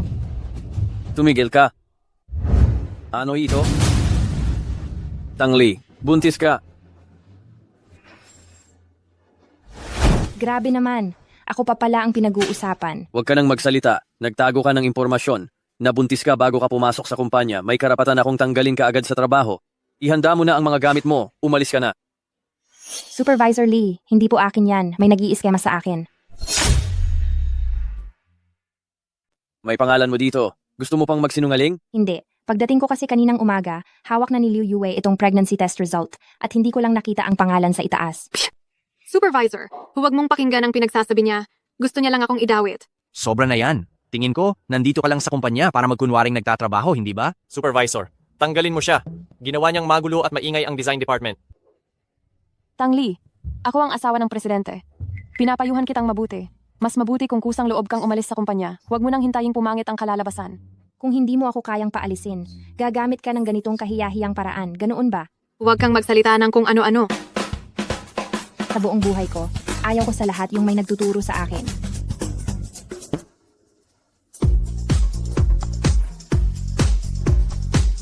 Gusto niyang magpabawas ng sweldo? Hoy! Ano? Sinaktan kang asawang presidente? Anong kalokohan yan? Sinaktan ng asawa ng presidente si Tang Li? Hindi ba't si Tang Li ang asawa ng presidente? Buti yan. Mag-U-turn ka at pumunta tayo sa ospital. Tangli. Ayos ka lang ba? Bakit ka nandito? Sino ang gumawa nito? Nasa loob. Nahuli na ba siya? Maghahanap ako ng abogado at kakasuhan ko siya. Pero, hindi naman siguro ito malala, di ba? Paanong hindi ito malala? Ganyang kahaba at kalaki ang hiwa, pati sa mukha. Ang lalim ng kagat ng kuko. Huwag kang mag-alala. Sige na, kakasuhan ko talaga siya. Kahit 3 buwan lang siyang makulong. Ay, ayos ka lang ba? Anong nangyayari?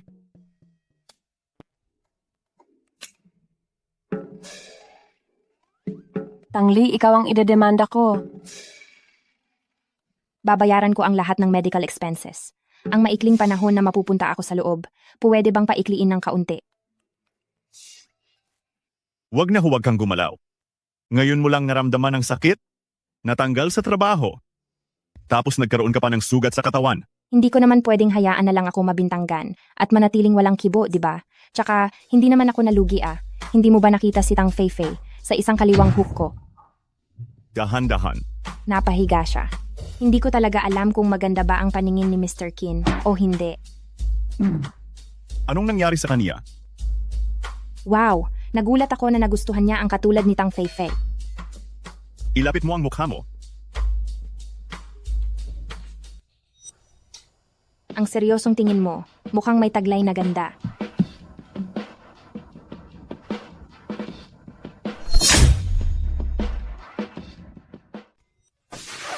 Anong ginagawa mo?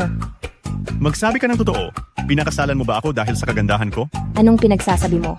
Ako ba yung taong naghahabol sa kagandahan? Tama ka.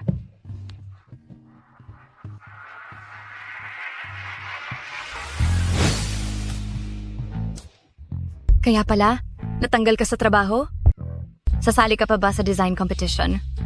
Huwag ka na sanang sumali, pakiusap. 3 taon na ako, hindi nakakapasok sa finals. Nag-aaral ako para makapag-advance ngayong taon. Kung hindi ka sasali, baka magkaroon pa ako ng pagkakataon na makipagsapalaran. Hemp, basta magtiwala ka lang sa sarili mo. Tungkol naman sa akin, tiyak na sasali ako. Pero, aray! Huwag mong bitinin ang sinasabi mo. Sa pagkakataong ito, kailangan ko talagang magpalit ng pagkakakilanlan para makasali. Anong pagkakakilanlan?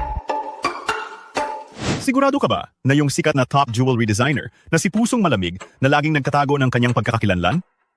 Pumayag siyang tanggapin ang imbitasyon namin bilang biglaang hukom? Matagal na po namin siyang inaanyayahang magkita ng personal, pero hindi siya pumayag.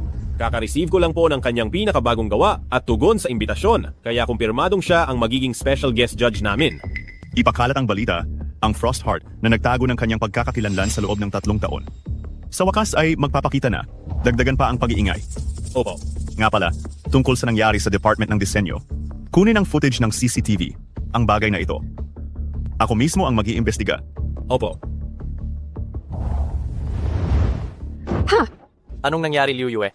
Sasali si Frostheart sa jewelry design competition na ito? Sobrang fan niya ako. Si Frostheart ang idol ko. Totoo ba yan? Oh, totoo. Boss, bakit kalmado pa rin kayo? Alam niyo na ba ito? Tama. Nabanggit na ang asawa ko. Gusto ko rin siya. Sa 3 taon na ng kompetisyon, hindi ko maikakaila, talagang napakalakas ng gawa niya. Ang swerte niyo naman, boss. Kayo at ang presidente, kailan kayo magpapakita ng inyong pagmamahalan sa publiko? Ayaw niyang maging maingay. Sa ibang araw na lang siguro. Sa wakas makikita ko na ng personal si Frostheart. Kapag nakita niya ang kuwintas na ito, tiyak na malalaman niya na fan niya ako.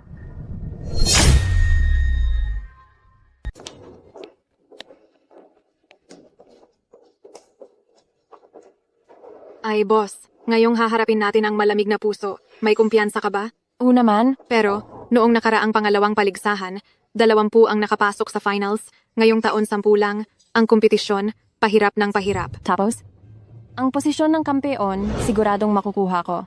Hindi siguro?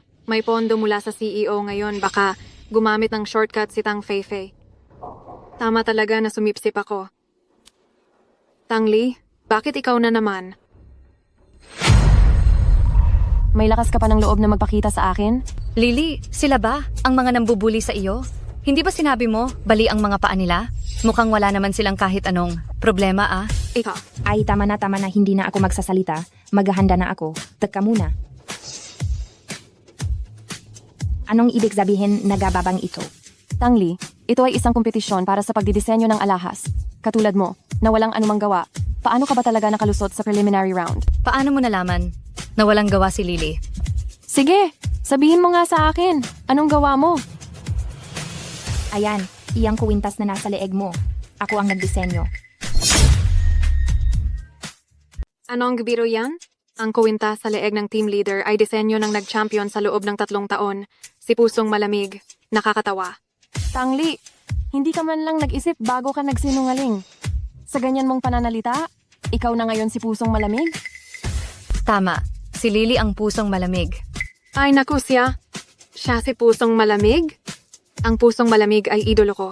Kung siya si Pusong Malamig, sasampalin ko ang sarili ko ng 10 beses bilang paumanhin. Oho, tatandaan ko yung sinabi mo. Tangli, dahil naging magkatrabaho tayo, pinapayuhan kitang huwag kang magyabang.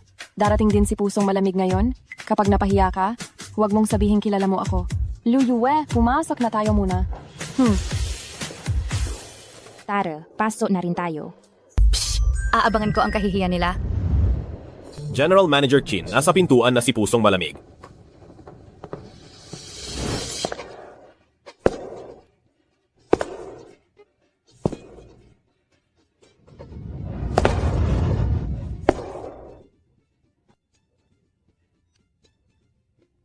Bakit siya nandito? Bakit si Boss Wu ay nasa likod niya? Mukhang mas siya ang boss ni Boss Wu, hindi ba? Nandito na ang lahat, tanging si Malamig na puso na lang ang wala. Bakit nandito pa rin sila? Siguro? Hindi siguro. Hindi niya ako lolokohin.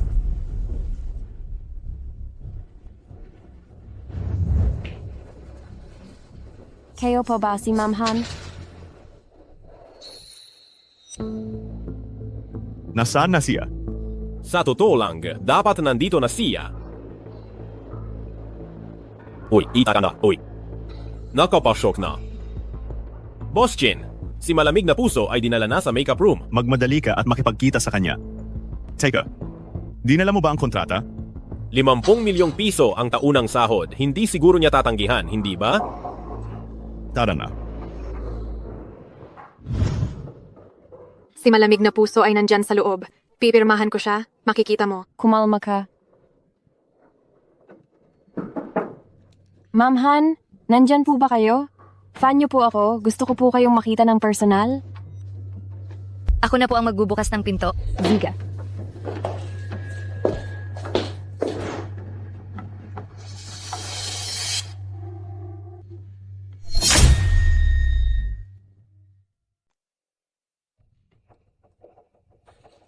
Kumusta po? Ito po ang lahat ng materyales at listahan ng mga lahok para sa finals. Paki-score po ng Anonymous. Sige, salamat po. Gurohan, fan niyo po ako. Gustong-gusto ko po kayo. Ako rin, ako rin. Pasensya na. Nagkamali kayo ng tao. Isa akong makeup artist. May problema sa ilaw nitong silid. Nasa kabilang silid sigurohan. Zika. Teka, mga kalahok ba kayo?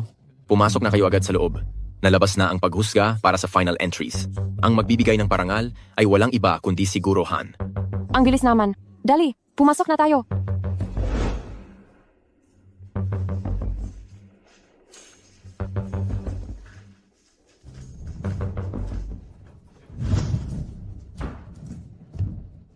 Binabati ko kayong lahat sa pagdating sa finals ng jewelry design competition na ito.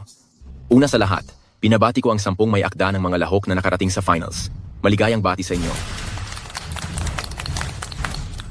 Ngayon, sa likod ko ay ang 3 nangungunang gawa natin. Unahin muna nating ibunyag ang pang-5 puwesto, ang gintong pulseras ng masaganang Dragon at Phoenix. Nagpalit lang ng damit. Baka kanina lang galing pa siya sa kama ng kung sinong investor. Pinuno, tingnan mo siya, talagang humahanap lang ng gulo. Naalala mo pa ba ang taya natin? 10 sampal iyon ha. Hindi ka maaaring maging ang malamig na puso.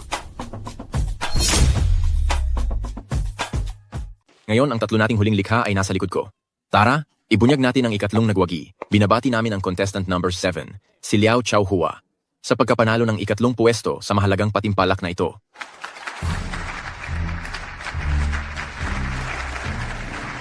Congratulations! Ngayon, sa likod ko ay ang 2 nating huling likha. Noong nakaraang mga taon, una naming iaanunsyo ang nagwagi ng una, ang 3 puwesto at 2 puwesto, pero nag-iba tayo sa pagkakataong ito. Dito, uunahin nating ipahayag ang 2 puwesto. Ang gawa kong diamante. Siguradong hindi matatalo ng kay Teacher Han. Isang malaking congratulations kay Xu Xiaoyan sa pagiging 2 nagwagi sa kompetisyong ito.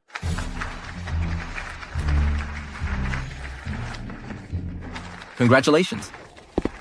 Shin, N7 Double. Nakarehistro ang pangalang Hanlen de Shin. Ang taong ito, hindi mo talaga maiisip kung sino.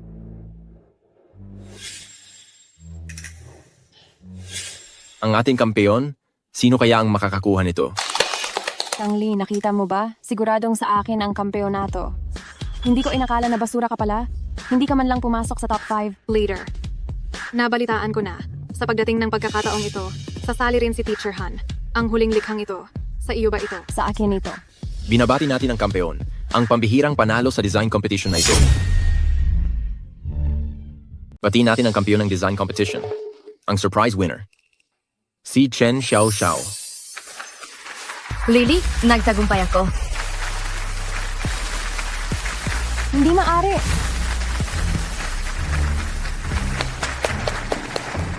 Impossible. Hindi man lang ako nakapasok sa top 5. Binabati kita sa pagkapanalo mo bilang kampeon ng design competition na ito. Team leader. Maaari mo bang umalis ka riyan? Hindi ito posible. Paano makukuha ng isang hindi kilalang tao ang kampeonato? Ang gawa mo ay kulang sa inspirasyon, kung hindi ako nagkakamali. Ang disenyo mo ay estilong lumang taon. Ang gawa ng lahat ay umuunlad at nagiging makabago. Ikaw lang ang nanatiling luma, walang pagbabago. Sino ka ba para mag-akusa sa akin? Kung sino ako, malalaman mo rin kaagad. At saka, ngayon, iba ang ating guest presenter. Ang hindi pa nagpapakita na si Cold Heart. Naniniwala akong marami ang gustong malaman kung sino talaga siya, tama? Ating imbitahin si Teacher Han na umakyat sa entablado para mag-award. Teka, hindi pala sumali sa kompetisyon si Teacher Han? Naging hurado pala siya. Hinahangaan ko talaga siya. Hindi ko alam kung sino siyang dakila. Nasaan si Teacher Han? Bakit hindi ko siya makita?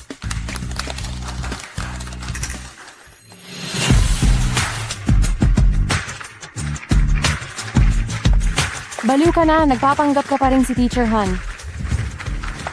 Ngayon, ibibigay na natin ang entablado kay Teacher Han. Tangli, ang galing mong magtago ah.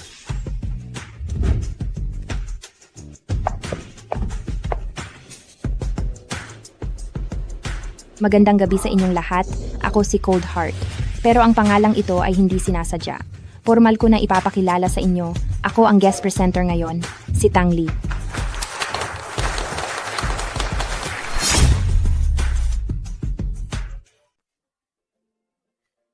Lily, nakita mo ba? Si Tang Feifei kanina, namutla sa galit. Oo nga, Tutu. Pero nakakalungkot, ang 10 sampal ni Liu Yue, hindi ko talaga pinayagan na gawin niya. Sa susunod babalik ako rito. Pero sa wakas napatunayan ko sa tatay ko na kaya kong mag-aral ng disenyo. Xiao Xiao, ikaw ang pinakamahusay. Halika, magtuwas tayo.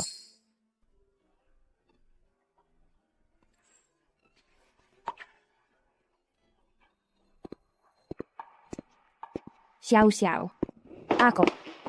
Ako. Binanggit lang kita, tapos dumating ka na. Hala, bitawan mo si Lily. Ihahatid ko na muna siya. Lasing na siya. Huy, bawal mong kunin si Lily. Paano na ako kung aalis kayo? May susundo sa iyo. CEO Chen. Ihatid si Miss Chen Paui. Opo, CEO Chen. Miss Chen. Ikaf pala. Aray, aray.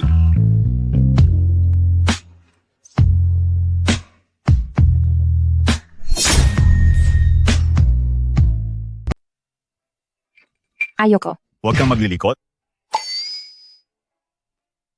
Ayokong pumasok. Gusto mo akong ilagay sa isang kahon. Ito ay isang sasakyan. Hindi ito sasakyan. Ang sasakyan ay talagang gumagalaw. Ito nga ay sasakyan. Hindi ito sasakyan. Tingnan mo, hindi nga iyan gumagalaw. Ito ay itim na kabaong lang. Ziga. Kamahalan, kung ganoon, magkasama tayong papasok sa kabaong. Tara, Ayoko. Tang Li. Gusto mo pa bang umuwi?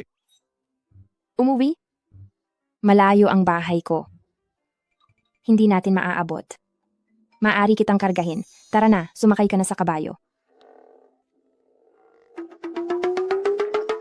Ako na lang kaya ang kumarga sa iyo. Huwag kang maglilikot. Sumampa ka na. Tumalon ka nga. Tara na, alis na tayo.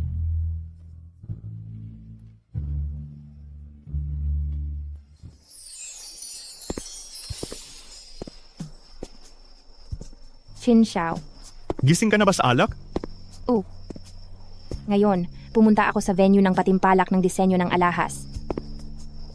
Alam ko. Ako ay isang intern sa Yunding Group. Ang totoo, may 7,000 akong sahod, ngunit 500 lang ang iniaambag ko para sa upa.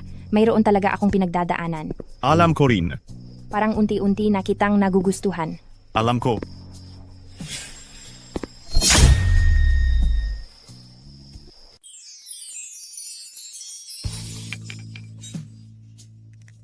Kalimutan mo na lang na sinabi ko.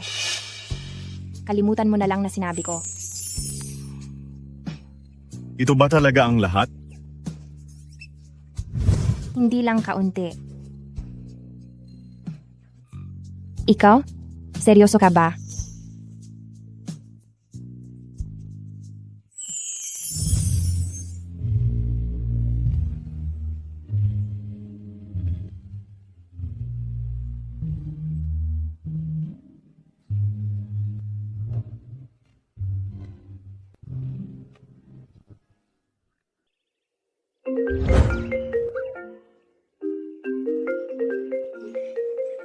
Uy. Ano? Si Qin Yue? Magpa-propose sa bahay namin?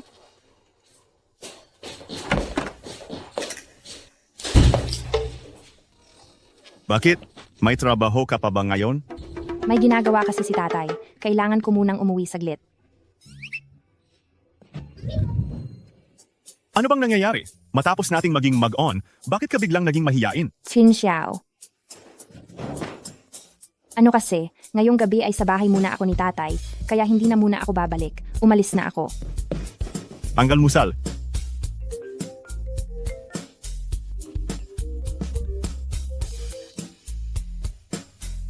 Hello, Lola. Xiao, si Qin Yue, magpa-propose ngayon doon sa pinakamayaman sa Beicheng. Sumama ka na rin. Kahit na ano pa man ang mangyari, kailangan pa rin gawin ang mga formalidad. Ano?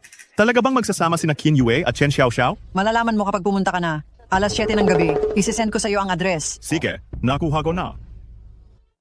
Anong nangyayari? Hindi ba tinanggihan mo na siya? Bakit pa rin siya magpa-propose? Ay nako, wag mo nang banggitin. Sobrang inis na inis din ako. Muntik ko nang sabihing lumayas na siya. Para siyang langgam na nakadikit. Sige, sige, bilisan mo na. Dapat mauna tayo bago dumating si Qin Yue. Kung hindi ay mabubunyag tayo. Ziga.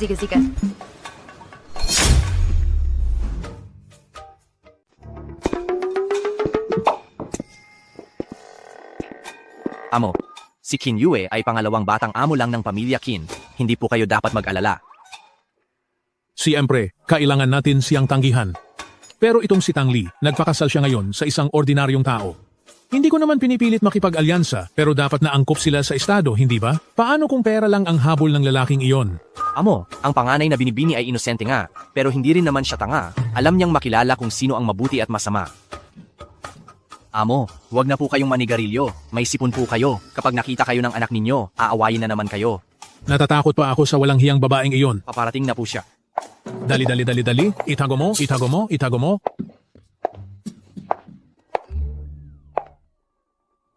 Tay, nanigarilyo ka? Huwag kang gumawa ng kwento, hindi ako. Tio Chen. Nandito ka na pala, Xiao, umupo ka.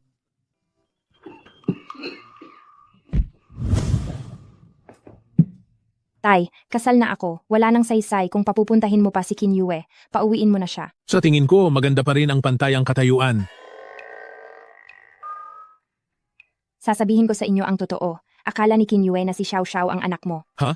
Akala ni Qin Yue na si Xiao Xiao ang anak mo. Ha? Akala ni Qin Yue na si Xiao Xiao ang anak mo. Oh, Tingnan mo ang sarili mo. Ano pa bang masasabi ko? Ngayon pati si Xiao Xiao ay idinamay mo na. Tay, ayaw mo rin naman sigurong makita akong magpakasal sa taong hindi ko mahal, di ba? Kung ganoon, tatawagin ko si Qin Xiao. Hindi ba't pumayag ka noon na papuntahin siya rito para kumain? Sakto. Para din si Qin Yue ay kusang umalis na. Aizus, Tiong Chen. Nakita ko na rin naman ang asawa ni Lily, bagamat wala siyang masyadong pera, siya naman ay maaasahan, at lalo na, sobrang bait niya kay Lily. Malaki at mayaman ang pamilya Chen natin. Tiyak na hindi ito malulugi. Hindi ba't mas mainam kung papayagan na nating magpakasal si Lily sa taong mahal niya? Ay, itay. Sige, tawagin mo siya. Ngayong gabi, kakain tayo sa Yuehe Hotel. Okay.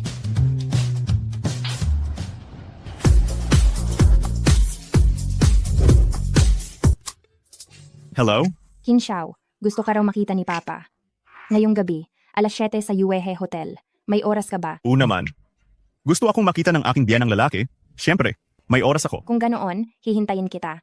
Siguraduhin mong magpagwapo ka ng husto. Bakit ba? Ano bang talagang nangyayari? May isang rich kid na mas mababa sa iyo ang nanliligaw sa akin. Gusto raw kayong i-evaluate ni Papa. Sige, walang problema. Wutian, umayos ka. Umuwi muna tayo para lang kumuha ng ilang gamit. Boss Chin, pupunta pa tayo sa North City ngayong gabi. Malapit nang mawala ang aking asawa. Mag-alala pa ba ako kay Qin Yue?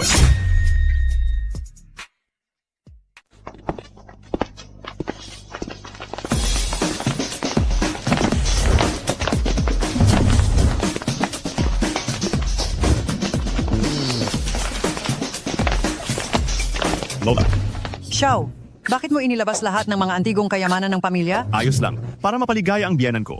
Sapat na ba yan? Kung hindi sapat, kumuha ka pa sa bodega sa hilagang bundok ng pamilya Qin. Sapat na po, Lola. May kailangan pa akong gawin? Aalis na ako. Ay, mamaya, doon kay Qin Yue. Saan sila makikita mamaya? Sabi ni Chen De Chiang. Sa Yuehe Hotel. Yuehe Hotel. Gusto ka raw makita ng tatay ko. Ngayong gabi alas 7 sa Yuehe Hotel. Alam ko, si Tang Li ay mahalaga. Pero ngayong gabi, ang pinakamayamang tao ng hilagang lungsod, kung hindi mo siya pupuntahan, si Tian Yaji, baka kung ano na namang paninira ang gawin sa iyo. Huwag kang mag-alala, Lola. Dahil magkapareho lang naman kami ng lugar, pupunta na lang ako. Ziga. Mauna na ako.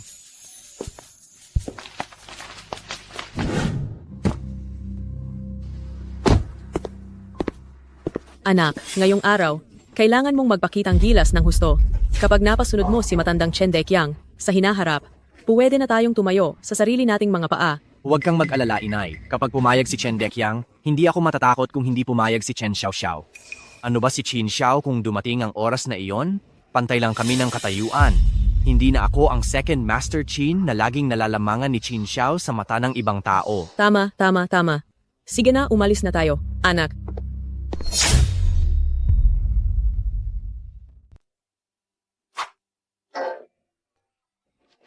Alas 6:50 na. Bakit hindi pa siya dumarating? Papupuntahan ko na si Qin Xiao. Sige.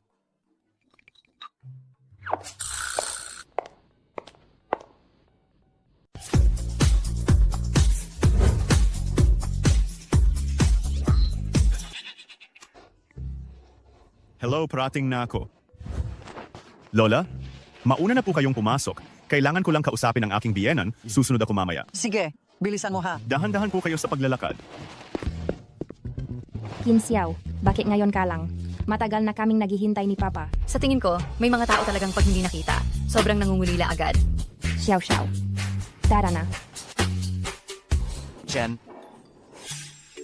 ito po ang maliit na regalo ko para sa inyo. Salamat sa inyong atensyon. Jinong Chen, nasaan po ang anak ninyong babae? Hindi ko nakita ah.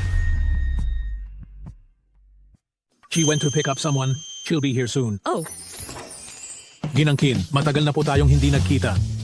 Aba, bakit kayo nakatayo? Umupo. Sige. Umupo na.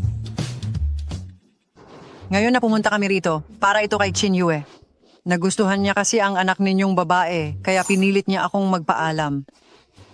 Sabi ng anak namin, siya at ang inyong anak na babae ay nagmamahalan. Tama. Nagmamahalan? Oo, Tio Chen.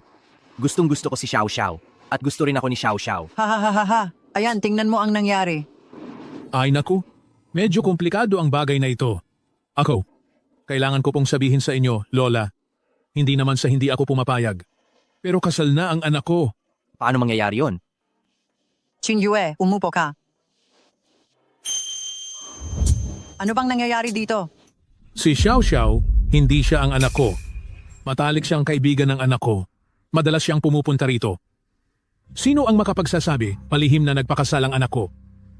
Kaya pinayagan niya si Xiao Xiao na gumanap sa kanyang posisyon at makipag-date kay Qin Yue pansamantala. Imposible, hindi mangyayari yan.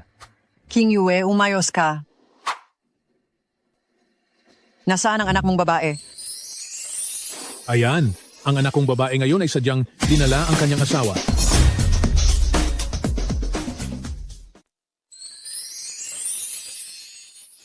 Xiao Xiao, Paumanhin, hindi ako ang anak ni Tio Chen, nandito ang anak niya.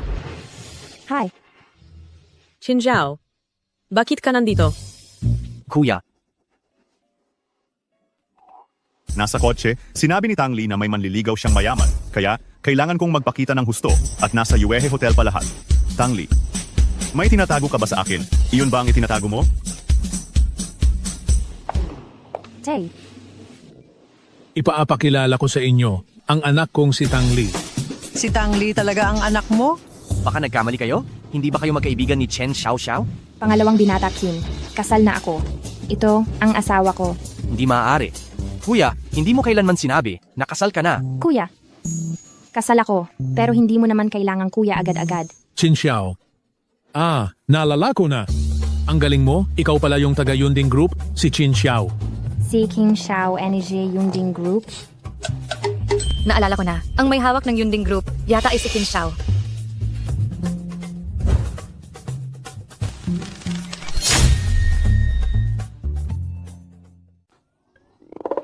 Qin Xiao, niloko mo ako. Sige na, pasensya na. Hindi ba't niloko mo rin ako? Tabla na tayo ngayon. Mabuti, hindi ko inasahan na may ganito palang tadhana. Mr. Chen, itong batang ito ay tinangay ang anak mo ng walang pasabi, kasalanan namin, ng pamilya Qin. Bakit hindi natin pag-usapan ito? Magbigay ulit ng tot para itong dalawang bata ay maging lehitimo. Ako, gustong-gusto ko si Lily.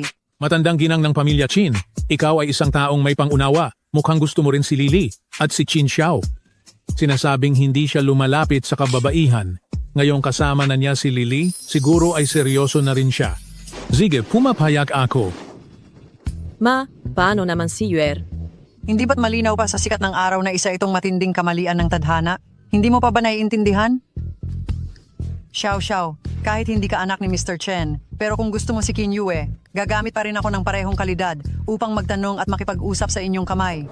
At hindi ko babawasan ng anumang dote. Ha ha ha ha. Lola, wag na po kayong magbiro. May iba po akong gusto. Mr. Chin, ako? Siya ang gusto ko.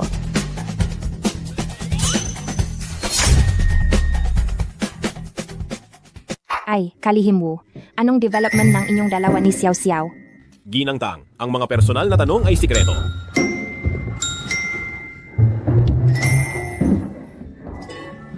Bakit ganyan? Napakasaya mo bang makabalik sa Yonding Group? Natural lang yon. Ngayon kasi ang araw ng aking matagumpay na pagbabalik. Gusto ko talagang makita kung gaano katagal pa ang ipagyayabang ng peking presidente ng kumpanya. Na-retrieve ko na ang footage ng security camera tungkol sa pregnancy report na inilagay nila sa mesa mo. Isang salita ko lang. At palalayasin ko na sila sa kumpanya. Hindi ba't masyadong madali yun para sa kanila? Hayaang magpakita muna ako. Hindi ba? May punto ka. Siguraduhin mong dumating ka kaagad para tulungan ako.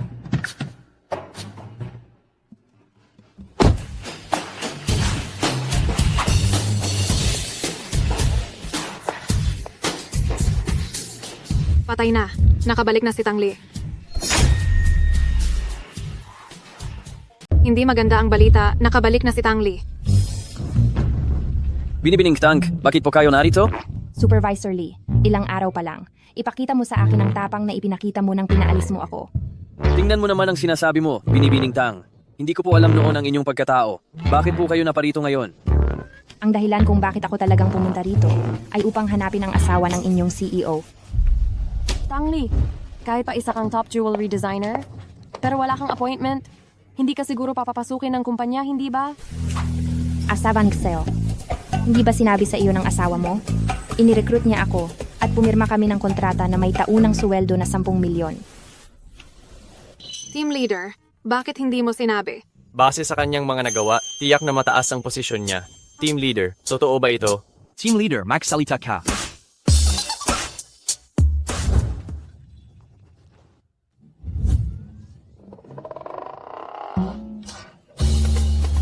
Ang kontratang ito sa pagre-recruit, pinagawa ko sa asawa ko para bigyan ka ulit ng isa pang pagkakataon para lang mabawi ang dati mong pagkakamali. Ibinigay mo. Sigurado ka ba?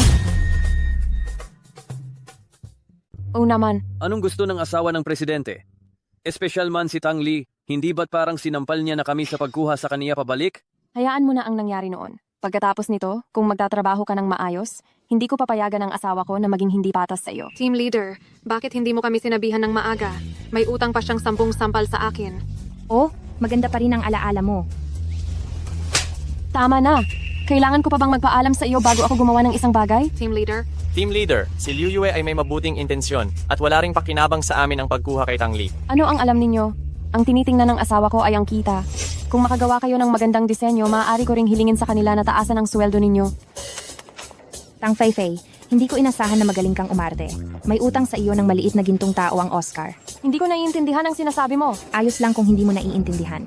Kailangan mo lang malaman na ikaw, at ikaw ay tinanggal na sa trabaho. Huwag kang magbiro. Anong biro yan?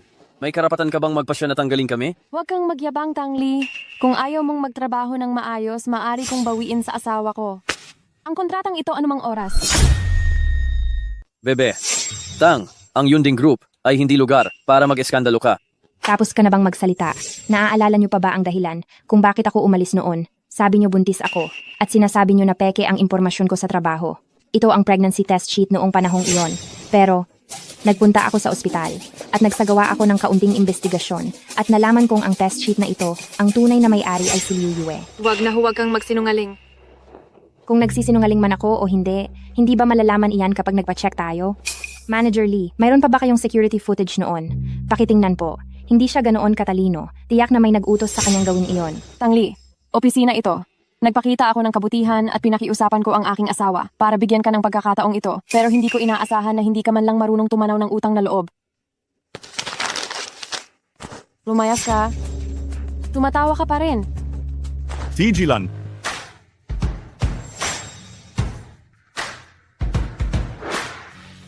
Boss Kin. Searchin. Ngayon lang, si Tang Li ay nambubuli sa asawa ng ating CEO. Kailangan mo siyang bigyan ng hustisya para sa ating team leader. Ang asawa ng CEO? Team leader? Oo, Sir Kin. Kahit na si Tang Li ay isang top jewelry designer, hindi niya ginagalang ang asawa ng ating CEO. Galit na galit ang buong departamento namin. Sinibak na namin siya dati, pero nakabalik pa siya ngayon. Team leader, dumating na mismo ang CEO para bigyan ka ng hustisya. Magsalita ka naman. Huwag na nating payagan si Tang Li na makapasok pa sa ating design department. Bakit hindi ko alam na asawa ka pala ng CEO? Hindi po siya asawa ng CEO. Ang tanga. Ang tunay na asawa ng CEO ay si Tang Li. Kailan pa siya naging asawa ng CEO? Ikaw. Mahal, mabuti na lang at dumating ka. Kung hindi ka dumating, matatalo na ako ng kabit mo. Tama na, kayong lahat ay tanggal na. Hindi, CEO Qin. Wala akong kinalaman dito. Dati sinabi ni Secretary Wu na alagaan ko ang asawa ng CEO. Akala ko si Tang Feifei iyon. Tama, CEO Qin.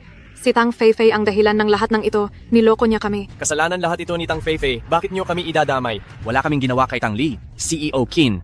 Hindi namin pwedeng mawala ang trabahong ito. Gusto nyo bang makita ang ebidensya? Wutian, ilabas mo ang video ng pambubuli nila sa ibang empleyado dito sa kumpanya. Ibigay mo ito sa mga pulis. Hindi, CEO Qin. Kapag tinanggal mo kami, wala kang makukuhang designer. Bigyan mo pa kami ng isang pagkakataon, CEO Qin. Manager Lee, mukhang nag-aalala ka talaga para sa kumpanya. Pero huwag kang mag-alala simula ngayon. Ang disenyo ng alahas ng Yunding Group ay ako mismo ang hahawak.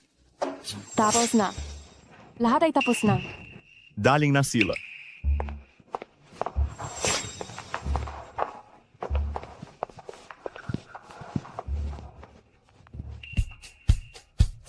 Masaya ka na ba ngayon? Sobra-sobra.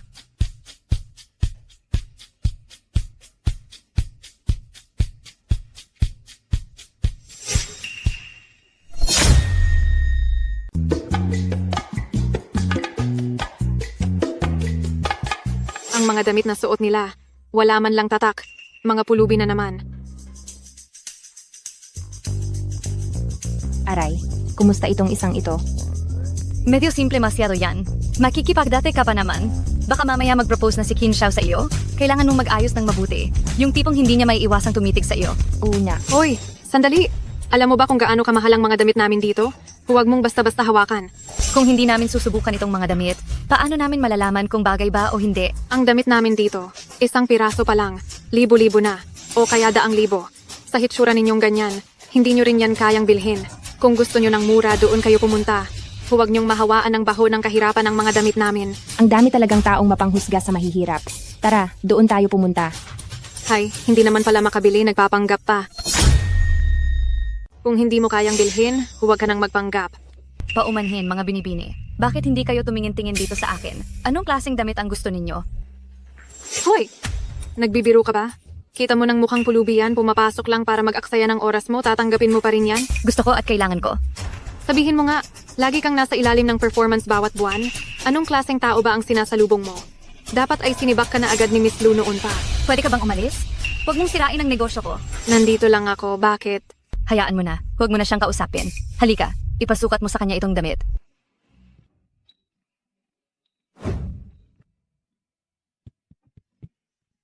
Xiao-xiao. Maganda ito, maganda ito. Siyempre naman, ito ang aming custom-made na damit. Ang isang piraso ay nagkakahalaga ng 800,000. Kaya mo ba yan bilhin? Kailangan mong iswipe ang card. Iswipe ang card? Nagpapanggap ka pa rin, ano? Nag-swipe pa ng card, nagkukunwari ka na mayaman. Hoy, ba't nakatunganga ka dyan? Dali na, mag-swipe ka na. Tuloy ka pang lumabas? Nandito lang ako, anong problema mo? Tanggal ka na sa trabaho. Umalis ka na agad. Ginanglu. Ginanglu! Bumalik ka na pala ng bansa? Inistorbo mo ang customer ko. Bibigyan kita ng 3 segundo. Kapag hindi ka pa umalis, maniniwala ka bang sisiguraduhin kong hindi ka na makakahanap ng anumang trabaho kahit kailan? Paumanhin, miss. Dahil sa hindi magandang karanasan mo sa pamimili. Wala, maliit na bagay lang. Iba ka sa serbidora kanina. Sige. Itong mga damit, ipack mo na lahat para sa akin. Ibalot mo. Sipo, miss? May date po ba kayo ngayong gabi? Tama. Baka nga, proposan pa siya mamayang gabi. Hoy, hoy! Anong ginagawa mo? Huwag po kayong magkakamali. Pakiramdam ko lang. Ang kuwintas na ito ay bagay na bagay sa damit ninyo. Ito ay marangal at lubos na elegante.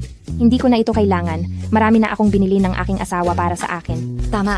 Ang asawa niya. Sobrang mahal siya. Anong nangyayari, Lily? Pakiramdam ko, itong si Miss Lu kanina sa clothing store, may kakaiba siyang tingin na talagang nakakailang. Aba, huwag mo nang isipin yan. Sa tingin ko nga, elegante siya. Hindi mo kasi alam. Hindi ko nga alam. Imposibleng karibal mo siya. Ex-girlfriend ni Qin Xiao, na sadyang naghihintay dito para bantayan ka, di ba? Hindi ko alam kung kaninong dalaga yon. Napakagalante ng paggastos. Ang komisyon mo ngayon, ipapasok sa card mo. Kunin mo ang pera mo, at umalis ka na. Miss Lu! Zantayin ninyo po ako? Bakit po?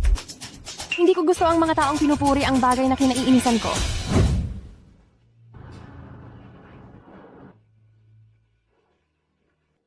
Saka po, mayroon pa po bang iba, Kanu? Mayroon pa, pakilagay mo itong sing-sing na ito sa loob ng cake. Sipo, Jinu. Naayos na po lahat ni Boss Chin. Pagkatapos po ng successful na proposal, papakawalan agad ang mga paputok. Teka, dumating na ba ang violinist? Papunta na po sila. Mabuti. Dagdagan ko ang sweldo mo ngayong buwan. Salamat, Boss Chin. Tangli, ibabalik ko sa iyo lahat ng kulang. Si Chin Xiao.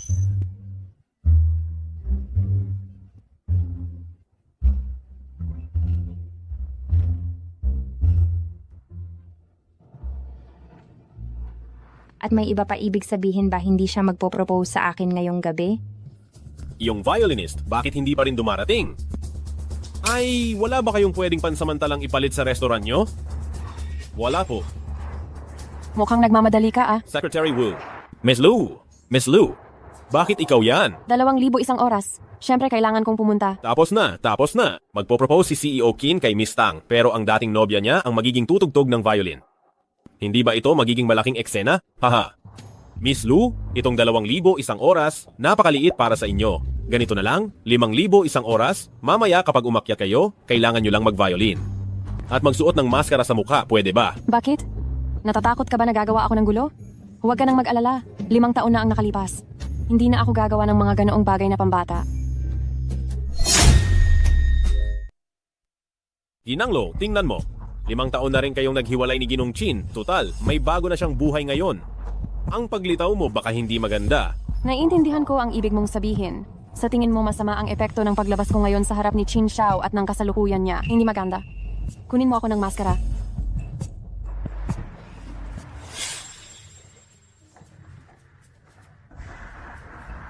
Salamat. Kumain ka pa.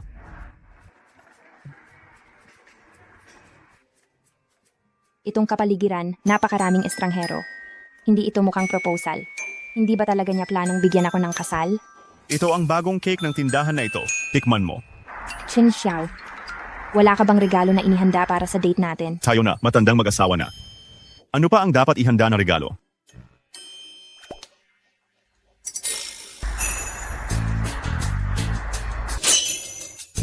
Bakit may sing-sing sa loob nito? Hindi ba ikaw ang naghanda nito? Hindi ba ikaw ang naghanda nito? Hindi ako. Qin Xiao, umayos ka't umamin. Ikaw ang naghanda nito. Magpo-propose ka sa akin, tama ba? Dali na, napakaganda ng suot ko ngayon. Bilis. Sige naga, mahal na binibini.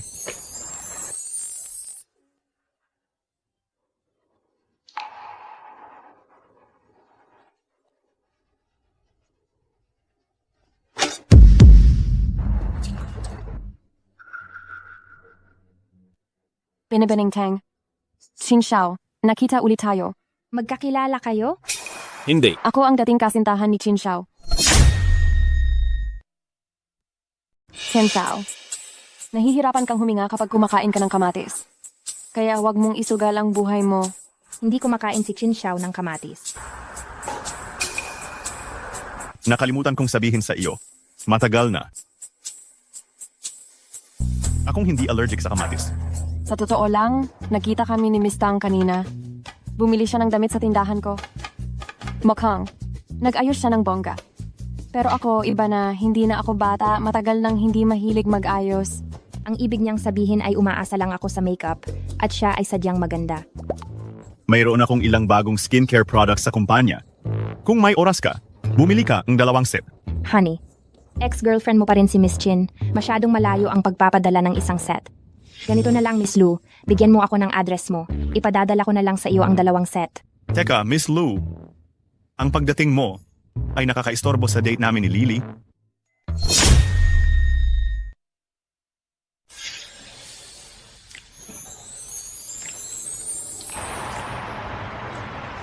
Lee, pasensiya na. Ang totoo, gusto kong mas maraming tao pa ang makasaksi ng pag-iibigan natin. Pero hindi ko inasahan. Naging masama ang kinalabasan. Mahal, alam mo naman, hindi ako nagmamadali sa ganoong mga seremonya. Ang mahalaga sa akin ay ang tunay na damdamin. Miss Lou? Pwede ba tayong makiusap? Mahal, pwede ba?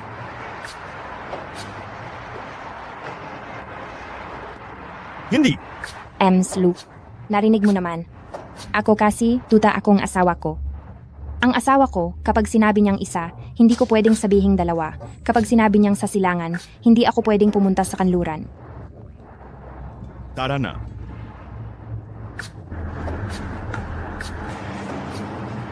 Kanselahin ang mga paputok.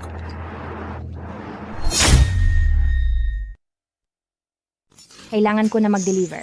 Maniniwala ako sa lalaki kung mas posible pang lumipad ang baboy at sinasabi pang wala siyang dating kasintahan. Pero ang lahat ay nakatutok sa akin ngayon. Mas maaasahan talaga ang pagkita ng pera. Hoy! MS Etang. Kung ganyan ang bilis mo, baka bukas mo na mag-deliver yung order. Sumakay ka na. Ako na ang maghahatid sa iyo. Hindi pa kita pinapatawad. Ipapakuha ko na lang sa iba ang sasakyan mo para ihatid pabalik. Tangli, tama na. Huwag ka nang magpanggap. Bakit naman ako magiging ganoon kabata? Bata ka nga. Pahalik nga. Sa Totulang. 3 taon kami ni Lowanyi. Baka hindi ka maniwala. Noong nagkaroon ng malaking pagbabago sa negosyo ng pamilya, Kin, halos malugi kami. Sa totoo lang, gusto ko siyang pakasalan. Pero umalis siya. Pagkatapos noon, patuloy lang ako sa pagkatrabaho. Hanggang sa nakilala kita. Jinang Chin, hindi mo ba pwedeng dagdagan ang tiwala mo sa sarili? Bakit naman siya nagpapakita ng ganoong kalalim na pagmamahal? Dahil maraming mensahe ang ipinadala niya sa akin. Mensahe. Bakit hindi mo siya i-block? Binibini, bawat isa ay galing sa hindi kilalang numero. Hindi ko siya ma-block lahat. Talaga siyang malupit. Binibining Tang, kung iiwanan mo si Qin Xiao, ang numerong nakasulat dito. Isulat mo lang kung magkano. Ziga.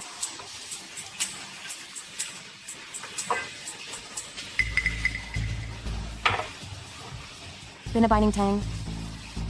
Mukhang napakakapos pala ng tingin mo. Wala akong masyadong magagandang katangian, pero marunong akong makibagay. Napakabait mo, Binibining Lou. Hindi ko naman siguro bibiguin ang kabaitan mo, tama.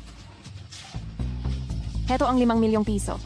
Sapat na iyan para sa kalahati ng iyong buhay. Akala ko pa naman napakabukas palad mo, Binibining Lou. 5 milyong piso. Kumpara sa isang Qin Xiao na may 50 bilyong pisong halaga ng ari-arian. Mukhang kahit sinong bobo ay alam ang pipiliin. Kung ito lang ang pinunta mo rito para sabihin sa akin. Huwag mo nang isipin, hindi ko iiwanan si Qin Xiao. Tangli? Ako ang mahal niya. Mahal. Sabi niya ikaw raw ang kanyang mahal.